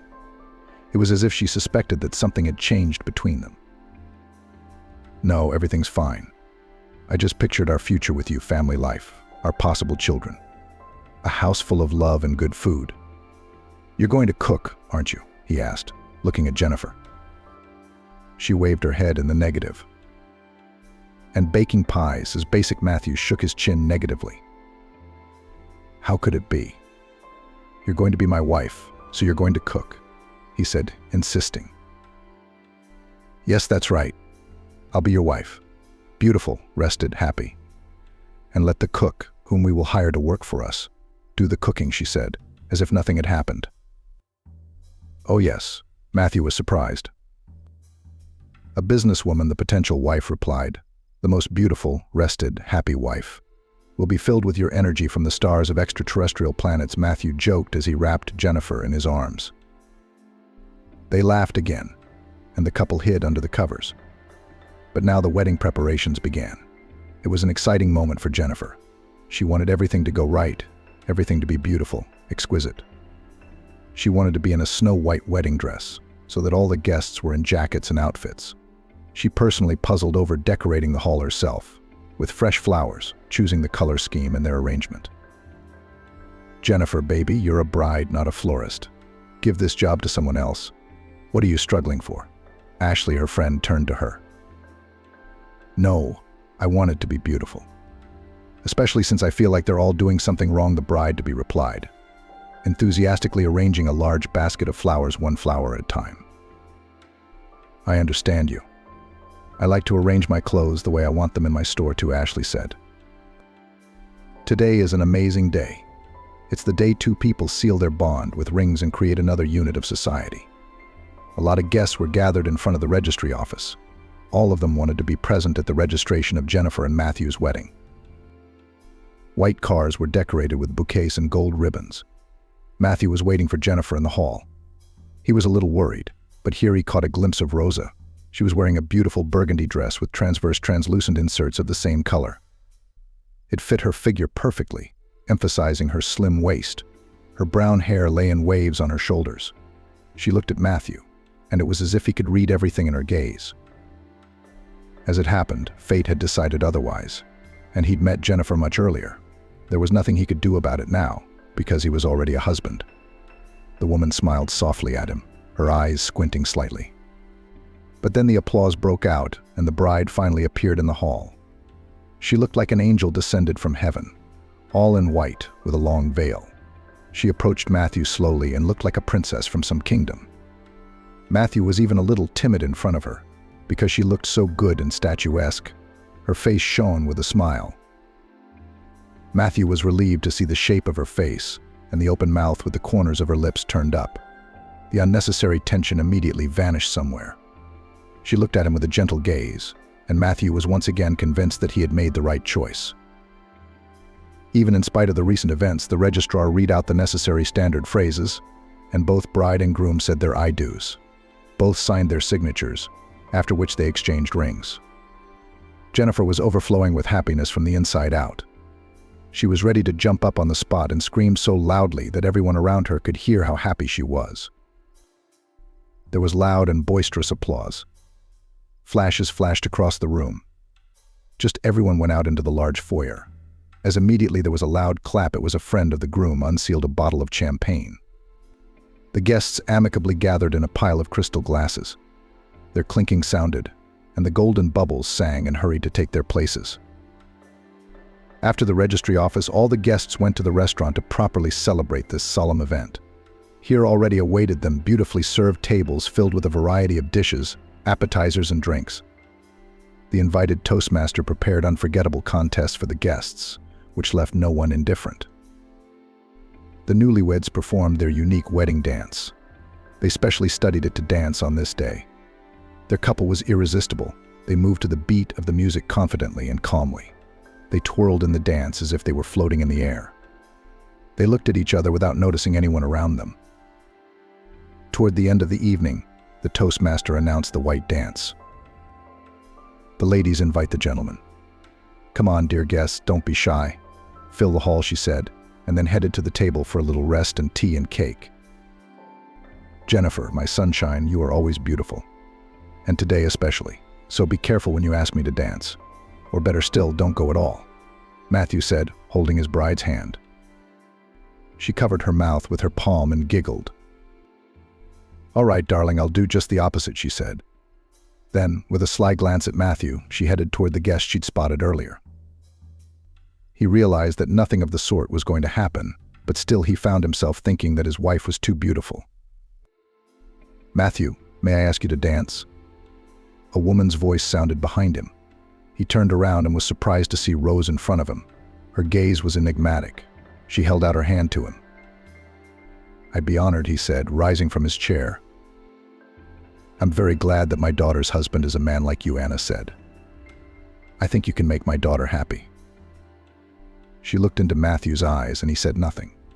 Not because he didn't know what to say, but he just didn't even think about it. Rose, on the other hand, saw it a little differently. "I've done a lot for my daughter in my time. I forgot about my personal life just to make her happy," she said. The two moved slowly in a dance. Matthew listened attentively to his mother-in-law. "Oh, how I wish I could once again experience that very feeling called love," she said, looking into Matthew's eyes. "You tell me, I'm still good-looking?" she asked in surprise. It put Matthew in a bit of a stupor at first, but then he found something to answer. "Absolutely, you look great," he mumbled, deliberately addressing her in you to keep his distance. "I beg of you, please, not again. Speak to me on you, because I'm not that old yet, am I?" She asked again, and again she fixed her gaze on his eyes. Matthew immediately realized that this woman was not as simple as she might seem at first glance, and she was clearly playing a double game. "There's no doubt you look beautiful. I would hardly believe you have such a grown daughter if I were not her husband," he muttered, and laughed. "It is indeed a shame that fate has brought us together in this way. But it's more interesting this way," she said. And Matthew suddenly noticed the unfamiliar light in her eyes. He realized again that this woman was very attractive. It was as if she was at the peak of her beauty at almost 40 years of age. She still continued to look into his eyes, and Matthew did the same. He felt as if she was conjuring him, wreathing him with her eyes, her facial expressions, her perfume scent. Why on earth is she doing this? Why is she playing this game and seducing him on purpose? When the dance was over, Matthew kissed her hand and then turned back to his favorite bride. "You move great," Jennifer remarked, who looked at them from the sidelines. "Yeah, have you noticed that?" Matthew interjected. "Yeah, my partner, you wouldn't believe it, but he suddenly got dizzy and left me halfway through the dance," Jennifer admitted. "Oh my God, what did you do to him?" Matthew playfully interjected. "Nothing, just told him to move a little faster," the bride replied, shrugging her delicate shoulders. Immediately after the wedding, Rosa returned to talking about building the house, as the winter in the region was quite warm, so the work could be started even in November. Before the wedding, the matter had been on the back burner for a while, and now Rosa wanted to revisit it. She called Matthew and made an appointment. She was going to make a contract with him. Matthew arrived at the cottage as they had previously agreed with Rosa. Despite the fact that it was a small house, it was quite cozy. A brick stove with a transparent door through which one could admire the fire. Comfortable, soft sofa, table and wall lamps that created a special atmosphere in the evening. But since it was a sunny day, there was no need for them yet. Parking the car, Matthew opened the gate and looked at the house, smoke billowing from the chimney. He knocked, and the owner opened the door. She was wearing a warm sports suit, which looked very stylish on her. Her hair was gathered into such a bump on the top of her head, which made her face look elongated, and you could see her features clearly. "Ah, come in. How glad I am to see you," cooed Rosa, letting him into the cottage. "Come and be a dear guest," she reckoned, like a cunning fox. Matthew went in and sat down in an armchair near the sofa. It was pretty nice, clean and tidy. Rose looked at Matthew, then shifted her gaze higher. "Oh, I wanted to hang a picture. Found it in the closet the other day. Such a nice painting. And this is where it would fit the most." She mouthed to herself without waiting for an answer. "Of course you will. You've just arrived here," and her face lit up with a smile. She pulled the very painting out of the closet and prepared a ladder in front of the wall. She motioned for Matthew to get up from his seat and then walked over to the wall and held the painting up. Matthew looked at the whole thing and agreed with Rosa. "Now you back up and I'll take a look," she mumbled. Matthew moved closer and took the painting by the wooden frame with the three-dimensional pattern. Rose stood in front of it. When she lowered the painting, she turned to face him. The woman was in no hurry to leave, but instead stretched out her time, looking at her guest absent-mindedly. The man also stared at her. He had not yet had time to realize anything, when Rose suddenly burst into his lips with a passionate kiss. The painting fell out of Matthew's hands and rolled onto the chair. The unknown power Rosa possessed was transmitted to Matthew. The kiss felt good, and for a few seconds he lost his mind. Rosa's lips were so sweet that Matthew didn't realize how the circumstances had turned his head.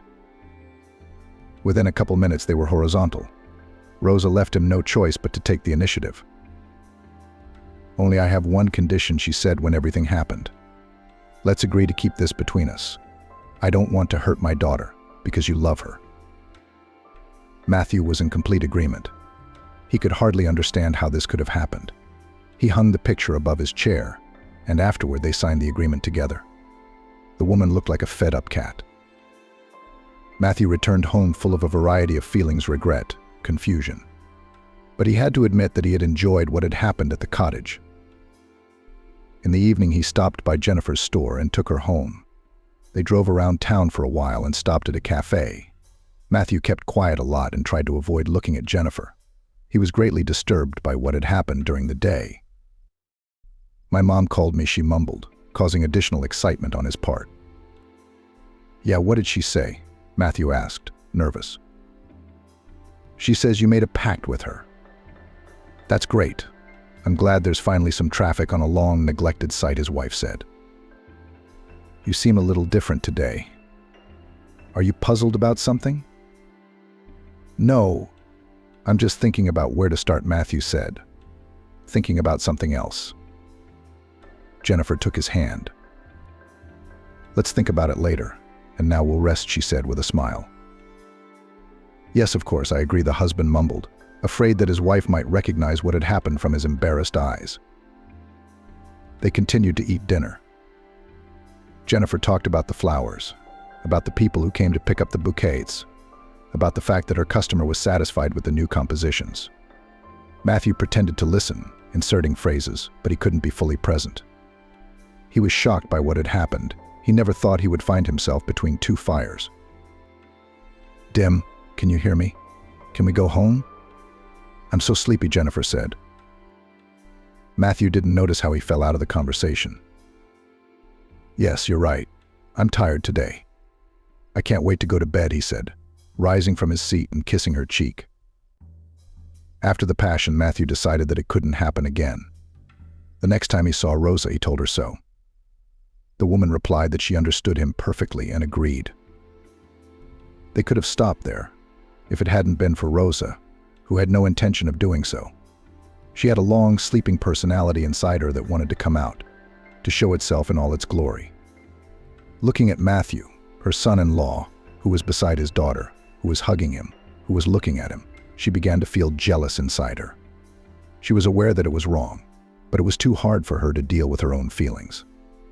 She now looked at Matthew not as her daughter's husband, but as a handsome man to whom she had every right. After all, she would try her luck, and then it would be up to him to decide if he wanted to stay with her or still choose a wife. The next day, Jennifer went to work. A new shipment of flowers had arrived yesterday, most of which were white. Jennifer wanted to dilute the plainness a little and paint the individual flowers in other shades. She ordered the paint for them from an online store. Today she brought it with her from home. She poured some cold water into several wagons and then poured powder into each one. In one she placed white roses, in the second white asters, and in the third a flower called lily, which had a large V-shaped bud. Now it was necessary to wait some time for the flower to absorb the water. and it, in turn, had to fill every cell of it to give the desired effect. But by evening, the flowers had taken on stunningly rich and beautiful hues. Jennifer put the gloves back on, took them out and put the flowers in again, but now in clear water. On one hand, the glove caught on a thorn that was carefully hidden behind a leaf. And the glove tore, and some of the dye got on the florist's skin. But Jennifer was almost finished with the job, so it wasn't too bad. She finished what she had started and washed her hands afterward. Then she stayed at her workstation, and afterward she locked up the store. She was going home alone tonight. Matthew had called her to let her know that he was running late because the customer had some questions about their work. When Jennifer entered the house, the first thing she did was take a shower. Then she warmed up some food and sat down at the table and turned on a new show on her laptop. While still at work, she was feeling seriously hungry. However, now that she had food in her mouth, she suddenly realized that she didn't have much of an appetite. After eating some pilaf, she pushed her plate away and took tea. She decided to herself that she'd probably overdone the coloring today. Besides, some of it had gotten on her skin. Without waiting until late afternoon, she went to bed. She felt a little dizzy, and it felt like someone was rocking her bed. Within seconds, she fell into a deep and dense darkness. Snakes began to appear from everywhere. They were gigantic in size and stared at Jennifer with burning yellow eyes. They stuck out their twin tongues and hissed. They bunched up in the air and came closer to her. One snake touched her foot and then slowly curved and began to climb up her body. It reached her stomach and touched her tongue a couple times before reaching her chest and above, a blue snake with huge scales that were cold to the touch. The snake coiled around her neck. Jennifer tried to pull it away, but there was no way she could get a grip on it. The snake slipped out of her hands in seconds each time. It was getting harder and harder to breathe. Jennifer strained as hard as she could to push the cold-blooded monster away. The woman felt her entire body become hot. Her forehead covered in sweat, she fought desperately against the snake, but it was clearly stronger. Eventually, she managed to rip it off her chest, and she woke up with a sharp upward thrust of her body. Matthew was next to her. He did his best to calm her down and asked what was wrong. Jennifer was breathing heavily. Her pupils were dilated. Matthew said he would get some water. A wet strand of hair fell over her face. Jennifer struggled to get rid of it. "Is everything all right?" her husband asked. "Are you shivering all over?" He touched his palm to her body. "Yes, I'm fine. I had a horrible, horrible dream," Jennifer complained to him. "It's over now," Matthew reassured her. "I'm so glad you're here," she said, tangling herself in the blankets and taking her husband's hand. When morning came, Jennifer climbed out of bed to start getting ready for work. Matthew always got up before her. As soon as she got out of bed, she immediately felt as if her body was filled with lead. It felt heavy, as if someone had put weight on her shoulders on purpose. Jennifer glanced at the clock. For the first time in her life, she had overslept for work. She tried to speed up to get out of the house faster.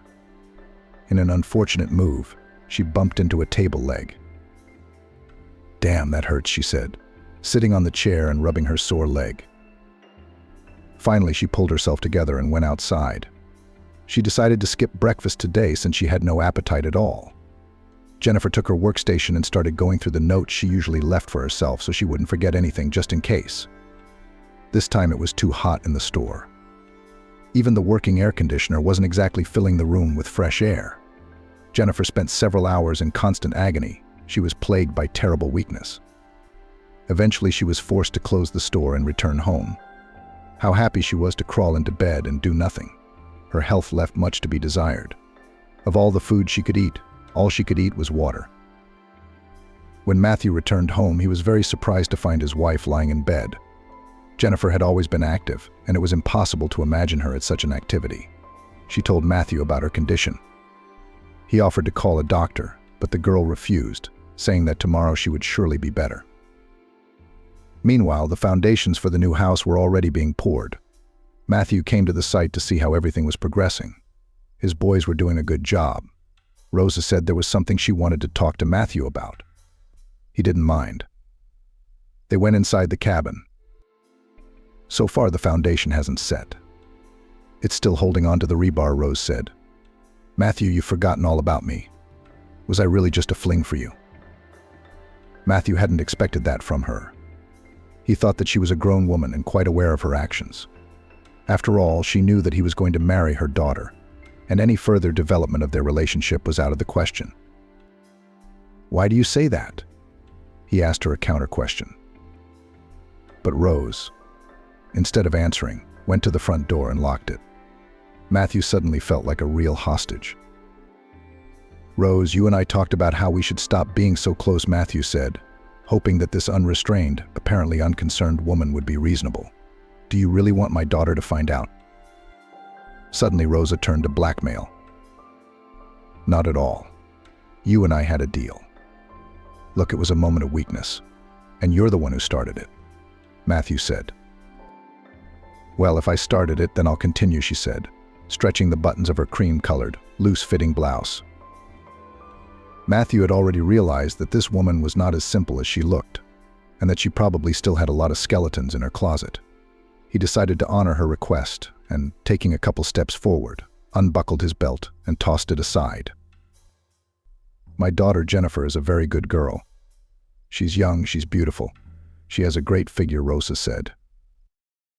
Matthew didn't quite understand where she was going with this, or why she was having this conversation. "But let it be known to you that not all people are as good on the inside as they are on the outside. Believe me, my boy," she said. "What do you mean by that?"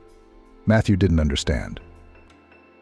"You know, Matt, you're just a good man. You're the kind of man I wish I had more of. You hear me? I'd hate for you to end up with a broken heart." "But why should I be broken-hearted all of a sudden?" Matthew asked, still not knowing what he was talking about.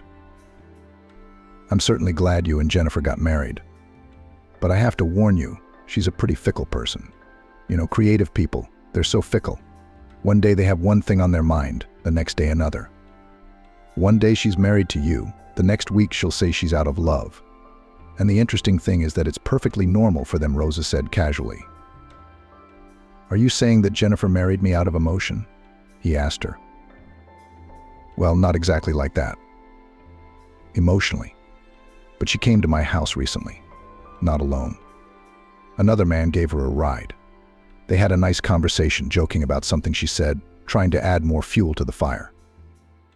"Didn't you get it?" Matthew tensed. "Why are you surprised? When a woman is beautiful, you have to keep an eye on her." She threw off the blanket and walked to the window, completely naked. She took out a cigarette and lit it with her lighter. Matthew had never seen Rose smoke before. "Don't look so surprised, it's just that as a mother I have to set a good example for my daughter," she mumbled, meaning that she never smoked in front of her daughter. Matthew was a little shocked at what Rosa had just told him. And who knows whether to believe her or not. Matthew returned home. He walked past his wife for a long time, remembering the words his mother-in-law had said to him. Jennifer was still not feeling well. She had already gone to the doctor, and the doctor said that she was probably allergic to beautiful substances. This surprised the girl a little, since it was not the first time she used them. And Matthew, after the new facts about his wife, suddenly began to think that she might have been cheating on him for a long time already. With the help of such thoughts, he was able to somehow reduce the absurdity of his own actions. What can you do? We all have our sins. Matthew asked how Jennifer was feeling. She told him that it would take time for the toxin to completely leave her system.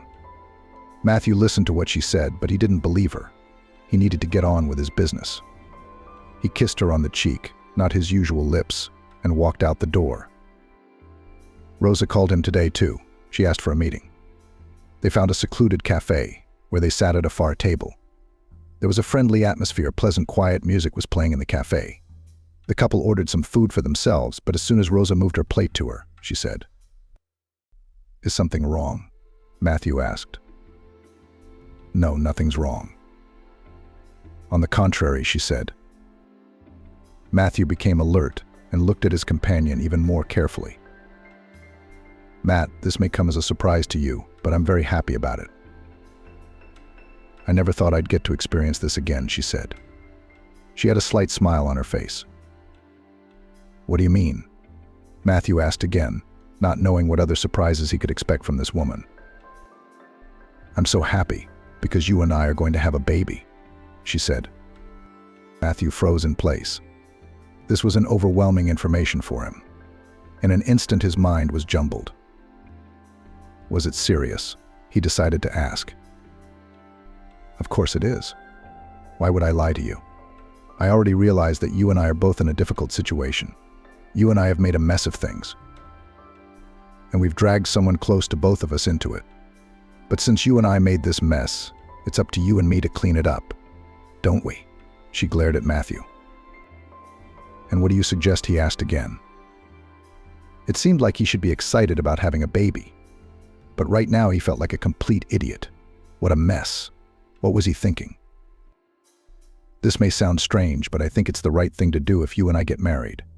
Then you and I will already have our child legally married," Rose mumbled. "What about Jennifer?" Matthew asked her. "What about Jennifer? She's got her whole life ahead of her. She'll find someone," Rosa replied, not seeing anything strange here at all. After spending some more time together and discussing the circumstances in more detail, the lovers said goodbye.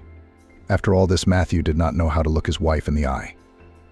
The only thing that saved him was the fact that Jennifer was not so pure either and might have been seeing someone else in parallel with him for a long time. Rosa's words sounded so convincing that Matthew was willing to believe the absurdity of it. Perhaps he was more comfortable with it himself. At least in a way it justified his sins. Meanwhile, Rosa continued to insist. She began to call Matthew more often and to broach the subject of their marriage. "Matthew, perhaps this is our destiny, you and I. If you look at it from that perspective, Jennifer was just the reason we were able to meet you. Have you thought about that?" Rose asked him. To be honest, Matthew was already completely confused and had no idea how to sort it all out and put it all in its proper place. "Matthew, listen to me. When I first saw you, I knew right away that you were the man of my life. You are a very good man, and I can't believe that you could do this to me. You wouldn't abandon me and our future child," she mouthed with an iron voice. Matthew was horrified. He managed to swallow something. He didn't want to hurt anyone at all, to bring suffering. But things were shaping up this way, and he was finding himself the main culprit for everything going on in his situation. No matter how it was done, he would betray someone, whether it was Jennifer or Rose, who was now carrying a child under her heart. Completely confused in his thoughts, Matthew decided to meet his friend. He had long ago invited him to visit him, promising to prepare a luxurious bath with fragrant birch and fir brooms. "Ben, hello. Listen, why am I calling? Are we going to have a bath soon?" he inquired. "Hello, dear, hello. Of course, come, we'll arrange a bathhouse of the highest order. You'll be satisfied," and that's 100% his best friend assured him. Matthew didn't hesitate to pack the necessary things and headed straight to his place. The bathhouse was really great. The damp heat, the strong aroma of fir and birch. And after that, hot kebabs and hot drinks were waiting for them. Taking a break from the positive stress and knocking off a little hunger, Matthew decided to tell Ben about all the things that had been going on with him lately. "Bro, you're screwed, I'll tell you," Tidy mouthed, sending a golden piece of meat into his mouth. "I'll tell you what, I don't envy you," he pronounced, relaxing heartily. "But to be honest, it's certainly no laughing matter around here. And anyway, here's what I think, that Rose of yours is a real piece of work. Fooling you, and she's not the least bit embarrassed about it," Ben said. "What makes you think that?" "Honestly, I haven't noticed it," Matthew replied. "Well, it's plain to see. She's manipulating you, blackmailing you for some reason, scaring you into telling your daughter. Why doesn't she love her daughter so much? It's not often you see a mother trying to steal a man away from her own daughter," Ben said. "She probably got you a big discount, didn't she?" Ben squinted his right eye. "Yes, I got a good discount, but it wasn't because of her, it was because of my wife," Matthew replied. Yes, of course I understood that," Ben said. "Of course, Matt, it's up to you. But your story smells like something unpleasant." He raised his glass and said, "Let's drink that we never go off course, that no one confuses us." Matthew supported him fully, and both of them emptied their glasses in a gulp. The pickles on the saucer finally ran out. After his conversation with Ben, Matthew began to see the situation differently. Why would Rosa be slandering her daughter? She's doing everything she can to keep Matthew with her and dump Jennifer. To get to know Rosa better, he decided to strike up a conversation with his wife about her mother. "Listen, I have an unmarried friend. Why don't I introduce him to Rosa? She's not too bad. She could start a family," Matthew suggested. "You don't know Rosa very well," Jennifer replied. "My mother is a man-hater or a feminist. She believes a man has to earn her love. And she used to say that love doesn't exist, it's a fantasy." Matthew would never have thought that about Rose. On the contrary, she seemed a passionate, sensual woman who respected men. That evening, Matthew received a phone call from Rosa. She missed him and wanted to see him. Matthew looked back at Jennifer, who had laid down after dinner. Because of her indisposition, the medication had not helped much. The girl was lying on her back, head turned to the right.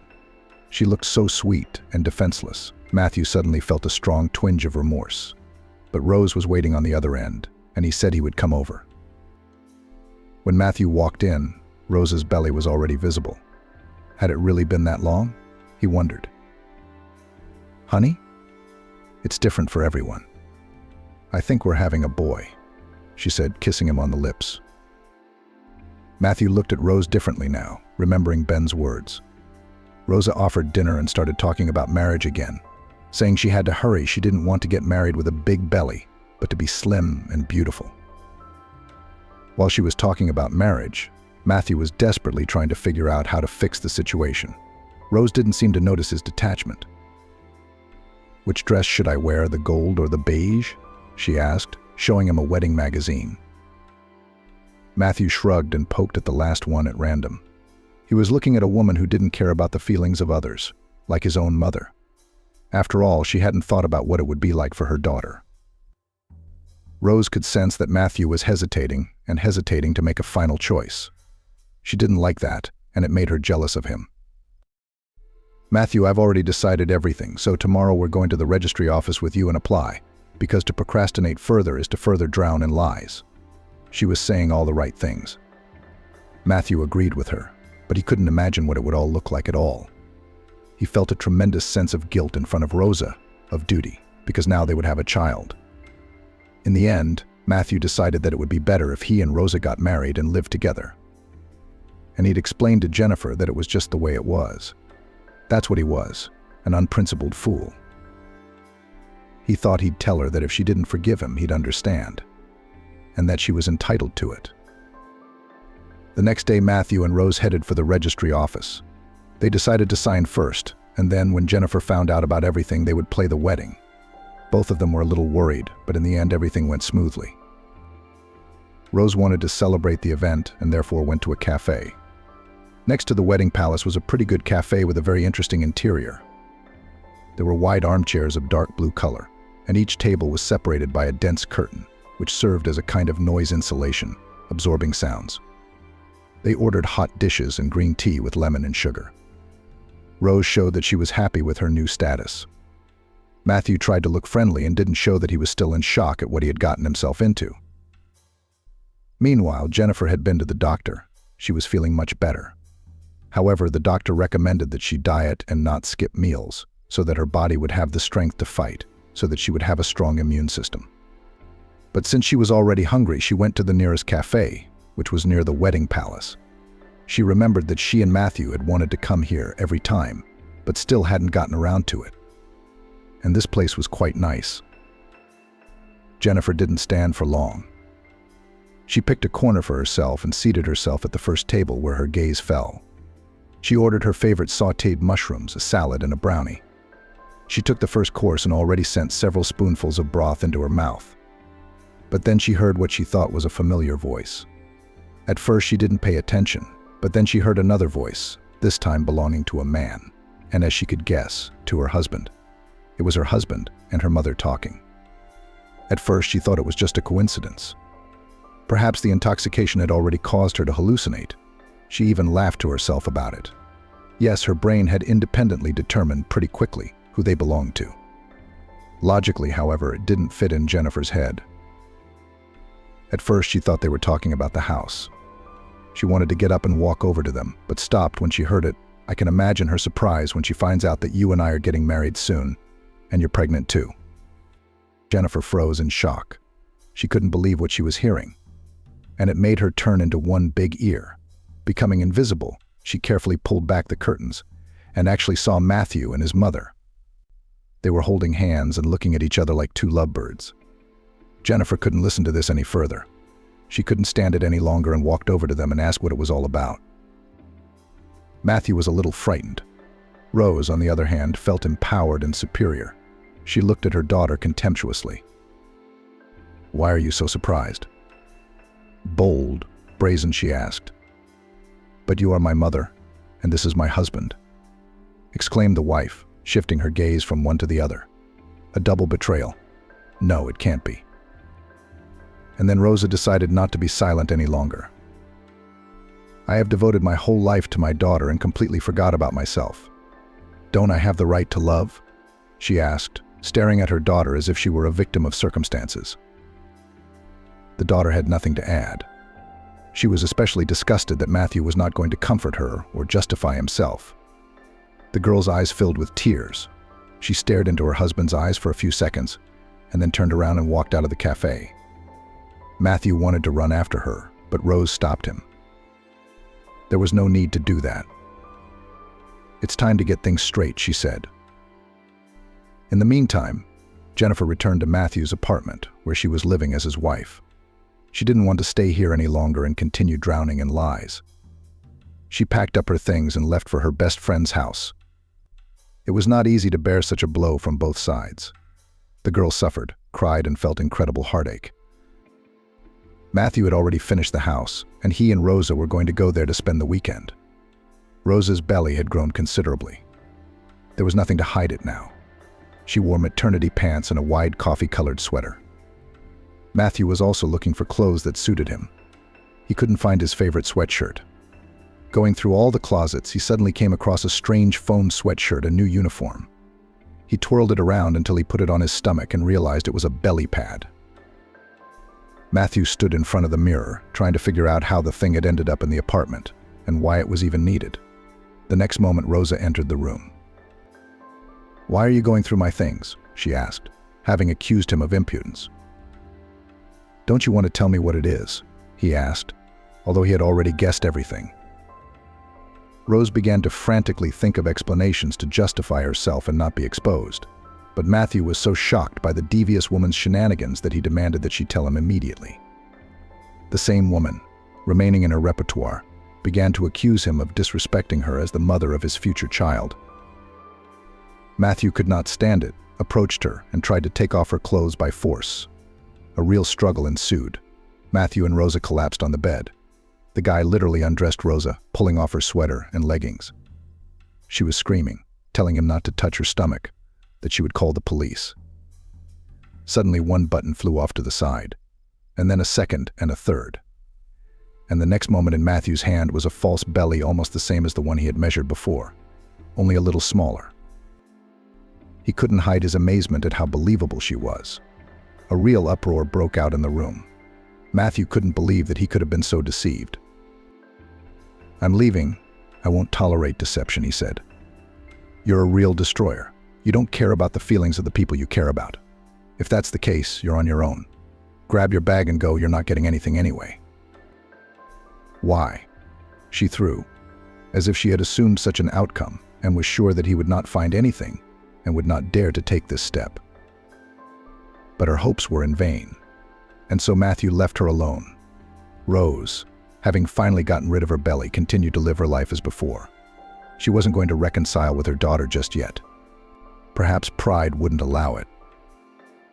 But soon a notice arrived in her name that she had to leave the apartment. The mother was horrified. She didn't understand why she had to leave her home, where she had lived for many years. Gathering herself, she went to the notary. An elderly man in an expensive jacket and white shirt helped her understand, scrutinizing everything. He told Rosa that when Matthew was married to her daughter, she had signed the apartment over to him, and when he married her mother, he had registered the house for himself. "But that's impossible. I've been cheated," screamed Rosa, trying to get justice. But the notary said that all questions now to her daughter. Rosa decided not to tell her directly at first, but to pretend that it was Matthew who had abandoned her. When she came to her daughter, who was staying with a friend, she started crying, telling her that Matthew had abandoned her. She had lost her baby because of the stress. He was ruthless and heartless. Jennifer, arms crossed, listened to her, standing in the hallway. Rose sat back in her chair. Her lips were pressed together in indignation. She tried diligently to squeeze out a tear to relieve her daughter. But Jennifer had grown up and understood a lot. You could say she was convinced that her mother was a narcissist and a cynic. Pulling an empty bottle from her pocket with the name of the poison on it, Jennifer tossed it to her mother. She found the poison when she was packing. Her daughter decided not to feel sorry for her and told her the truth. "I always knew you didn't love your father. I knew you cheated on him, and I saw him suffer. You wanted him out of the apartment, and you were the reason he was gone." Jennifer blurted out the horrible truth to her mother. No, that's not true," Rosa denied with trembling lips, clutching the empty bottle in her fist. But looking into her daughter's eyes, she realized that her next lie would not go away. The whole point was that the mother was from a simple family. When she was young, she was very beautiful, and when she dated a guy, she was sure she could find a better option. She had to marry Jason when she found out she was pregnant. Rosa never liked him and wanted to get rid of him. It also weighed on her that she couldn't go back to her old life because she had a young daughter to take care of, love, and raise. She was too strong. Sadness enveloped her at the thought that her life was over. After all, her husband was an average man with an average salary on which one could only go on vacation, if one saved for a very long time. Eventually, all of this, including her husband, became unbearably hard to tolerate, and at one point she decided to get rid of him. At night, Jason would have choking attacks. There were times when Rosa would purposely cause them so that he would come to his senses. One night, Jason was short of breath again. Rose woke up.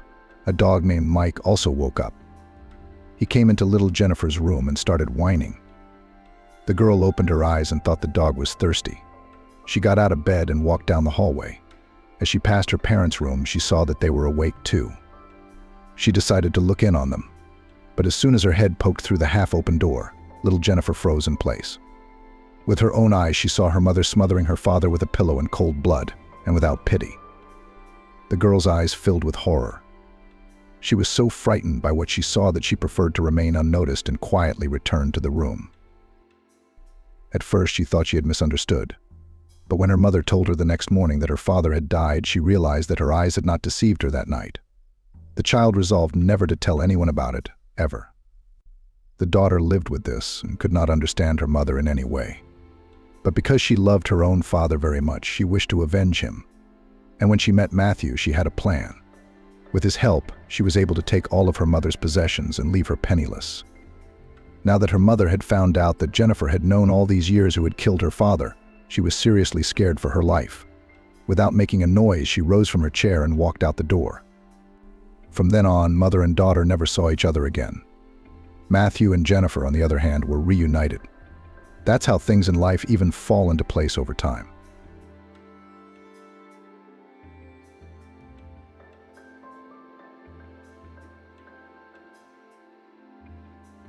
"Honey, I put our house in my mom's name. It's better that way." Amber was numb to her husband's words. Jeremy was raised by his mother alone. They lived in a small studio apartment. His mother worked 2 jobs, providing her son with everything he needed. Life's hardships hardened her.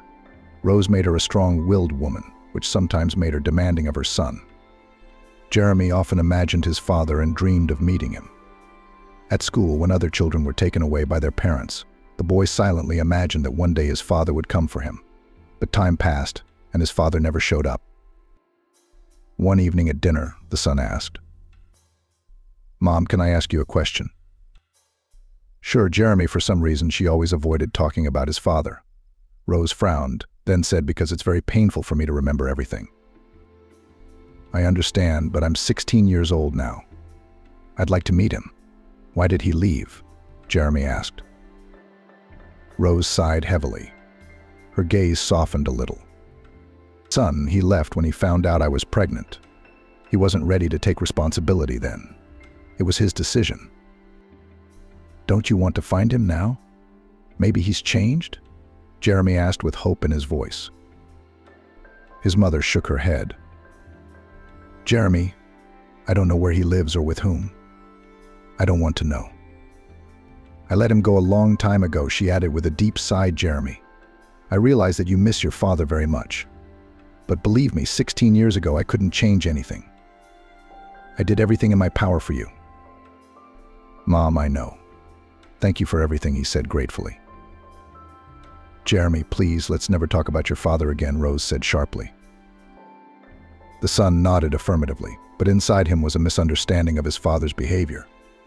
How could you just walk away from a woman who was expecting a child from you?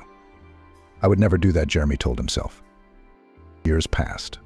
Jeremy had always been interested in psychology and human relationships. He graduated from university and majored in psychology, despite the fact that his mother was strongly opposed to this profession.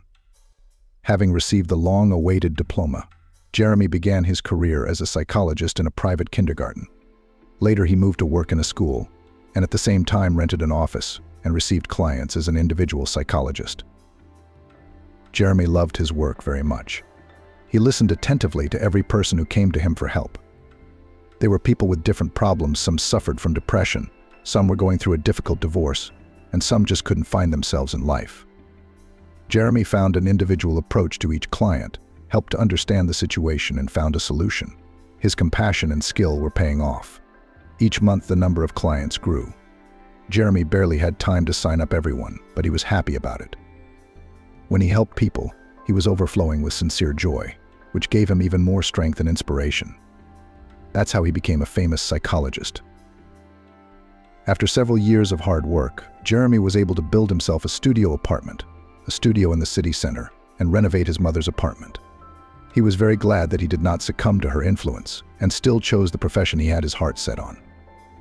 Of course, he loved his mother very much, pitying her and helping her, but he was often tired of her rigidity and hardness. Jeremy realized that perhaps if her father had not abandoned her when she was young and she had had support, she would have been much softer and more feminine. As time went on, Jeremy already had an apartment, a car, a job he loved, but he had no personal life. When he'd visit his mother, she'd always bring up the same subject. Son, men your age already have children. But you don't only have children, you don't even have a girlfriend. You have so many women coming to see you. Can't you get acquainted with anyone? Rosa asked. We get a lot of women, Jeremy replied. But they come to get my psychological help. I don't see them as partners for life. Rose pressed her lips together and shook her head. What about you, Jeremy? She said sternly. Let's not talk about that. I'm sick of the same old stuff. Mom, I just want grandchildren, you know. I'm not young anymore. I understand, Mom, but I don't want to get married just for show. Starting a family is a big step, at least for me. Jeremy had never lacked for female attention, but he was in no hurry to get married. Some female clients tried to get close to him, but he delicately made it clear that there could be no other options besides a working relationship. A year passed. Jeremy was completely absorbed in his work. In addition to individual counseling, he began to conduct psychological trainings. People signed up months in advance. One day on his day off, Jeremy came to visit his mom. How are you doing? Rosa asked him as soon as they sat down to dinner. You don't come to see me much anymore. Mom, I have a lot of work. I am now also conducting trainings. Wow, Mom was surprised. I am proud of you. But work is work, but you have to build a family? Mom, you again? Jeremy said sharply. Jeremy, but you wouldn't understand. The older you get, the harder it is for you to choose a woman. I mean, you're in training now. You've got tons of people coming to see you. But don't you like any woman?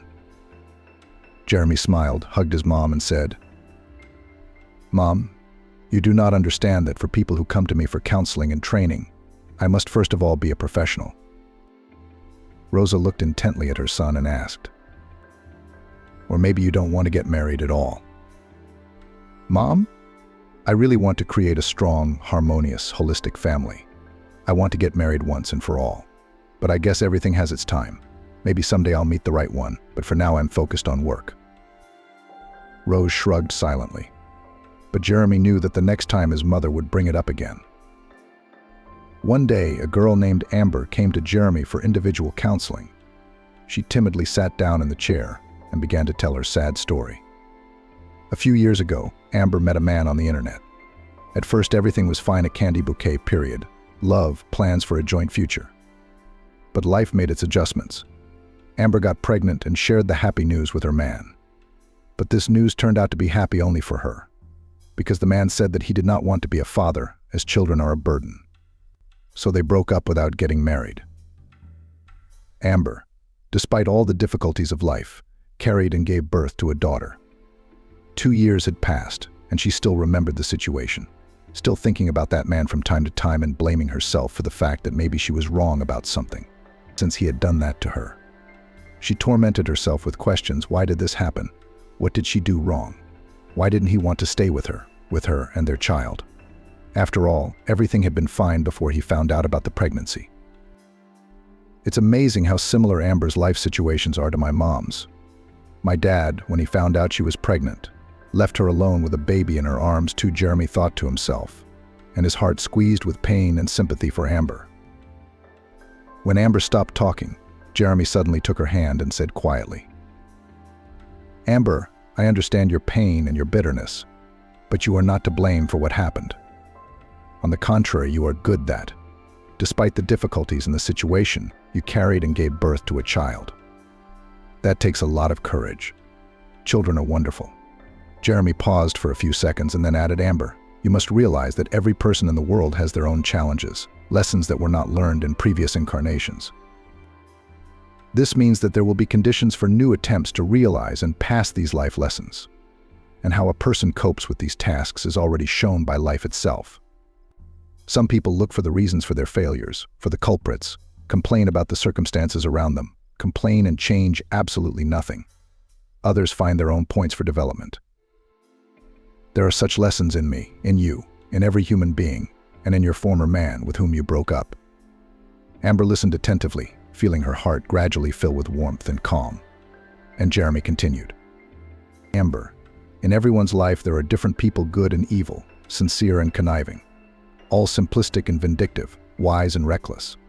Some become part of our soul, others remain mere acquaintances, but everyone we meet on our path brings something unique to life experience, which is formed and needed for the development of our soul, for the realization of life lessons that have not been passed by us before. And sometimes you have to live a particular experience only to finally realize that it's yours and for you, or not about you and not for you." Amber finally broke the silence. "Jeremy, thank you so much for your understanding and for your support. It's like a stone has fallen from my soul." Jeremy smiled. He saw tears of relief and joy in Amber's eyes. And to him, that was the most important thing. "Amber, even though your relationship with this man didn't work out, doesn't having a daughter make you happy?" Jeremy asked. Amber smiled with tears in her eyes and said, "It sure does." As the counseling session came to an end, Amber no longer looked as panicked as she had at the beginning. "Jeremy, you've helped me a lot. Thank you so much." "Always at your service," Jeremy said and smiled. They said their goodbyes and Amber left. Jeremy, on the other hand, stayed in his office waiting for his next client. Several weeks passed. Jeremy was immersed in work as usual. His daily schedule was packed to the minute: consultations, trainings, documents. He barely had time to stop and catch his breath. Despite his busyness, Jeremy began to notice that his thoughts occasionally returned to Amber, the girl who came to him for individual counseling. Jeremy was surprised by her sincerity and her touching simplicity. Unlike many other clients, she came without makeup, which made her even more attractive. Jeremy recalled their conversation, her life story, connected with her ex-husband, her worries, how she listened attentively to his advice. In her eyes there was a special sincere gratitude for support and understanding. And her tears touched Jeremy to the core. "And Jeremy, this is your client? What do you think you're doing?" he muttered to himself with a smile. He knew it was important to respect professional boundaries, but he was taken aback. After all, for the first time he saw his client not just as someone who needed help, but as a woman. Every time he thought of Amber, he felt warm at heart, realizing that his feelings went beyond professional interest. That realization both scared and inspired him at the same time. And a couple of times he'd even thought about texting or calling her, since her phone number was in his client database. But in the end, he decided that would be unprofessional and inappropriate. 2 months passed. Jeremy was preparing for an upcoming psychological training session aimed at developing effective communication skills. This training was scheduled to take place in a week, and it was important to him that everything went perfectly. He designed a variety of exercises and interactive exercises to keep the participants as immersed in the training as possible. On the day of the training, Jeremy arrived at his classroom 40 minutes early to set up. He arranged the chairs, laid out the handouts. After about 20 minutes, the training participants began to arrive, filling the room with a light buzz of conversation. Jeremy was talking to a woman named Rose, who often attended his trainings. When the door opened again, he turned and froze for a moment. Standing in the doorway was Amber, the same girl who had been on his mind for months. He couldn't believe his eyes. Amber stood on the threshold, looking around and clearly expecting someone. Jeremy had finished talking to one of his customers. He wanted to approach Amber, but at that moment a guy entered the auditorium and smiled at Amber. The two of them headed toward the empty seats together. Jeremy realized that he was the one Amber was waiting for as she looked around. I wonder who he is to her, Jeremy thought to himself. Amber and her boyfriend sat down in the empty seats and began to talk passionately. Jeremy got his thoughts together and began to review the material he was going to present to the participants. Several people had not yet arrived, and everyone was waiting for their arrival. Suddenly, Jeremy met Amber's gaze. She smiled, stood up abruptly, and walked over to him. "Hello, Jeremy," Amber said. "I wasn't expecting to see you. A coworker signed me up. I didn't know you'd be leading the training." "Hello, Amber. Good to see you. Yes, I also do trainings," he said with a smile. "I didn't know that. By the way, Jeremy, I want to thank you again. After individual counseling with you, I felt much calmer. It's like you've changed the way I think," Amber said. Jeremy couldn't hide his joy at hearing that, and replied, "I'm so glad I was able to help you. It's the best reward for my work." Amber smiled again, then said, "This is going to be such an interesting topic in the training today. I decided that I could use some effective communication skills." Yes, the topic is interesting and important, because we are all in society and communicate with people every day. So let's learn how to do that effectively, Jeremy said. He looked into Amber's eyes and then added, "We'll start soon enough." Amber headed to her seat and sat down next to her coworker. It's amazing how sometimes life itself finds a way to bring people together.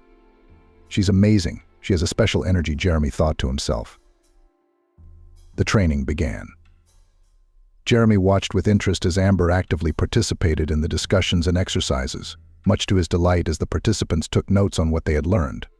Jeremy caught himself thinking that his gaze was fixed on Amber. Her natural beauty, her sincere, unadorned smile, her ease of movement. Jeremy continued to silently compliment Amber. From time to time, he and she met eyes. They seemed to be engaged in a silent dialogue that only they could understand. Jeremy realized that this girl aroused awe and admiration in him. After the training, people began to leave, discussing what they had learned, and some came up to Jeremy and asked questions. Amber came up to him. "Jeremy, thank you for the information and practical knowledge of communications and for putting so much energy into your work. Today was incredibly helpful and interesting," she said. Jeremy smiled and said, "Amber, you have said so many nice things to me, even though it's just my job. I really enjoy what I do for people. You, on the other hand, are doing a great job. I watched you today, how actively you participated in everything, and how quickly you mastered everything. I have never attended trainings and had no idea how exciting, and most importantly, informative it is. I will definitely come again," said Amber. "I'm glad you enjoyed it," Jeremy said. "Sure, come back, I'd be glad to." He was tempted to say to Amber, maybe we could get together outside of training and have dinner sometime. But he knew how important it was to stick to professional boundaries. So with all his willpower in his fist, he just smiled. When he got home, he kept thinking about the training and about Amber, hoping that he would meet her again. And his hopes were realized. A month later, she came to the training again, which he was very happy about. After the class ended, as people began to leave, Jeremy noticed that Amber was the last to leave. Taking advantage of the moment, he called out to her. "Amber." She turned around. Jeremy smiled and said, "Did you understand everything in the training today?" "Yes, more than enough," Amber replied. Amber replied, "You always have such a comfortable and easily accessible way of presenting the material. I try to keep it that way," Jeremy said, and looked at Amber and asked, "Do you have any free time right now?" "Yes," she replied. "How would you feel about having a cup of coffee or tea right now? There's a cozy cafe nearby with delicious pastries." "An unexpected question," Jeremy said. She looked a little embarrassed, then said timidly, "I have an hour to spare. Then I have to pick up my daughter from daycare." "Great. You and I can eat all the baked goods in an hour," Jeremy said and laughed. Amber smiled as well. 10 minutes later, they were already sitting in the cozy cafe. They ordered a cup of coffee and a portion of pastries. Jeremy sensed that Amber was a little nervous in his presence and tried to use his professional psychological knowledge to help her relax and feel comfortable. He tried to make occasional gentle jokes to lighten the mood, asking Amber about her hobbies, about her daughter. They didn't even notice how over an hour had passed. Amber looked at her watch, eyes widened in surprise, and stood up abruptly. "Oh, something, I've been sitting up late. I have to go, or Emily is waiting at daycare. It's starting to snow outside." "It's probably going to be crowded for the bus now," Amber said worriedly. "Amber, don't worry, I have my car. I'll give you a ride to the daycare right now," Jeremy said. "Really?" Amber interjected. "Of course." "Oh, thank you so much," she rejoiced. Jeremy smiled to himself and thought, how funny she is. Even though she has a daughter, she looks like a kid herself. As they pulled up to the daycare center, the snowfall intensified. "Amber, do you live far away?" Jeremy asked. "Well, there are 3 more bus stops to go. How about I give you and your daughter a ride home?" "Where would you go in this weather?" Jeremy suggested. "Oh, Jeremy, I've already kept you late. They must be waiting for you at home." "No, I'm in no hurry. And the only thing waiting for me at home is my parrot. I'll give you a ride," Jeremy said firmly. Amber looked at him with a smile and said thank you so much. She walked into the daycare center to pick up her daughter. When the little girl got in the car, she immediately said, "Hi. My name is Emily. What's yours?" "And I'm Jeremy. Nice to meet you." "Is this your car?" Emily asked. "Yeah, I'm about to drive you and your mom home in it." "That's good. Because my mom and I were running late today, and I didn't have time to put my boots on," said Emily. Amber and Jeremy laughed. When Jeremy stopped the car in the driveway, the girl asked, "Will you come over and visit us? I'll show you my toys." "Daughter," Amber intervened, "Uncle Jeremy has to go home. He had a hard day at work." Emily frowned, looked at Jeremy, then at Amber and said, "Mom, we have delicious pie at home. Maybe now Jeremy wants to eat some." Amber was confused and looked at Jeremy and said, "Jeremy, just get this right. How would you feel about coming over for tea and cake?" "For tea and cake," Jeremy interjected. He was, of course, very glad to be invited, for it was another opportunity to socialize with Amber. The little girl put her hand on Jeremy's shoulder and said, "Come on over to our place. Look at the snow outside." Jeremy smiled. "Well, how can you say no to such lovely ladies?" "Yay!" Emily shouted as she entered Amber's apartment. Jeremy noted that the apartment, though small, was very cozy. The interior was especially charming with candles and creative figurines placed everywhere. "Amber, it's very cozy," Jeremy said and took one of the candles in his hands. The girl noticed Jeremy examining the candle and said, "These candles my mom makes herself." "Really? Very pretty and fragrant." "Amber, you're creative," marveled Jeremy. "Thank you," Jeremy said Amber modestly. "I love making something with my hands." At the table, everyone was chatting animatedly, laughing. Jeremy felt like he had known Amber for a long time. Jeremy felt easy and comfortable in the company of Amber and her daughter Emily. He noticed that little Emily lacked a man's care and support. As he was about to leave, he sat down next to Emily and said, "Thank you and your mom for the invitation and the delicious pie. Will you be coming to visit us again?" Emily suddenly asked. Jeremy answered without thinking, "You know, I'd rather invite you and your mom to an amusement park. Would you like that?" What Emily did next surprised both Amber and Jeremy. The girl put her arms around his neck and said, "You are so kind and good. I really wish I had a daddy like that." Amber intervened. "Uncle Jeremy, it's probably time to go now. We've already kept him busy." Jeremy looked at the girl and said, "I really should go home, but we'll definitely go to the park together." Amber added, embarrassed, "Jeremy, you don't have to invite us out. You have enough to do." "It's okay. Work's not going anywhere," he said with a smile. Jeremy began to gently and carefully court Amber and her daughter Emily. He tried not to impose and listened to them carefully.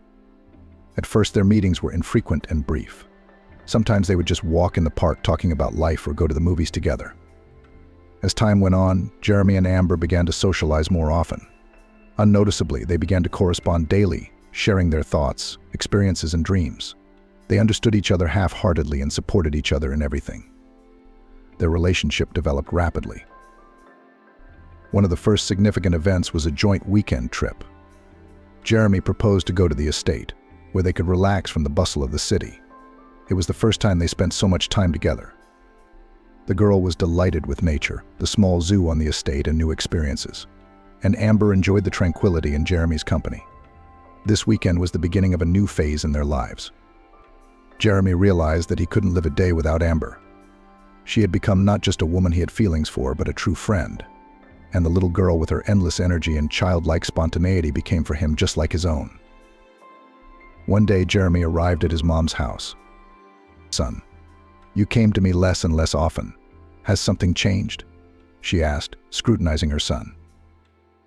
Jeremy smiled and nodded. "I found the one. I am happy with her." Rose hugged her son and said in a firm voice, "Finally, I thought you would never meet anyone.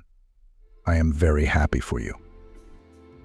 Squinting her eyes, Rosa continued, "So why don't you introduce me to her? Come over to my place for lunch this weekend." "Okay," Jeremy replied, not hiding his smile. "Jeremy, you've blossomed." "I don't recognize you," Rose said simply. "I won't argue. You have no idea how much I love her." It was the weekend. Jeremy picked up Amber and they hit the road. On the way, they dropped the girl off at Amber's mom's house. After dropping off the girl, Jeremy and Amber went to the store and bought wine and cake. With the purchases, they headed to Rosa's house. Stopping in the driveway, Amber said, "I'm worried."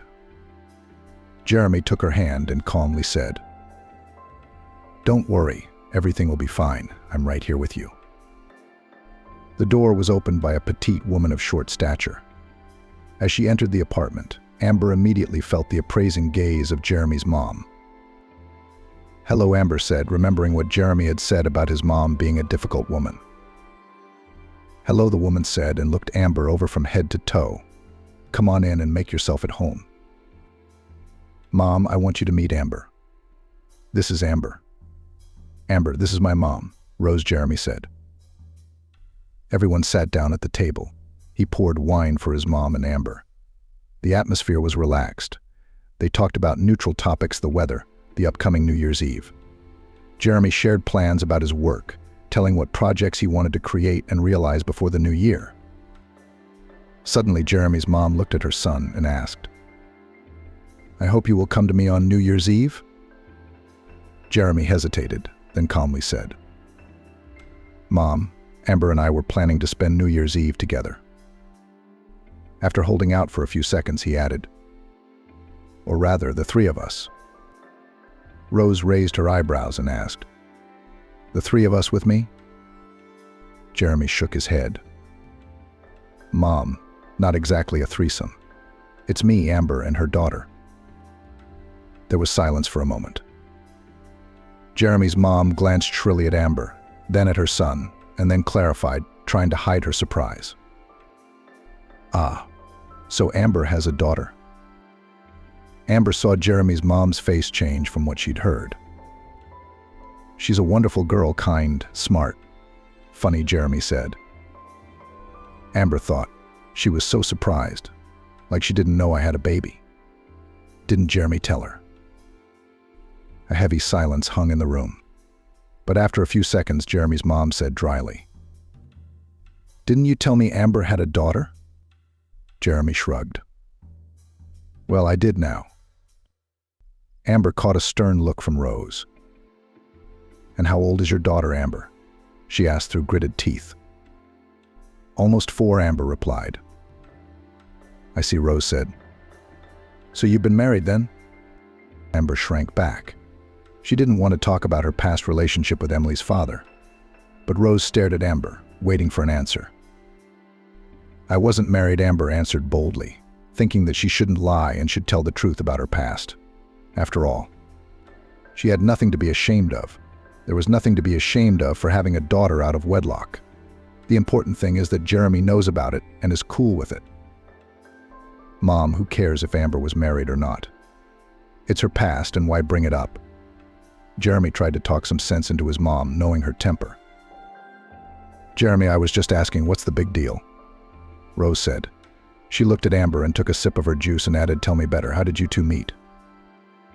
Jeremy began to talk about how Amber had come for individual counseling, then psychological training with him. Amber felt uncomfortable and wished she could go home soon, back to familiar surroundings. Rosa seemed to realize this and deliberately tried to dig into her past more and more. Whenever Jeremy's mom asked her something, Amber answered briefly. And Jeremy kept telling his mom about the 3 of them going to the circus, going on weekend trips out of town. Rose was frowning more and more with each passing minute. "Mom, are you feeling okay?" Jeremy asked, noticing her gloomy mood. "I'm fine," she replied sharply and looked at Amber. Amber sensed her dislike and turned to Jeremy and said, "Jeremy, why don't we help your mom put the dishes away and go home already? We have to pick up the girl from her grandmother's." "Don't help me with the dishes," Rosa said sharply. "Are you sure?" Jeremy asked.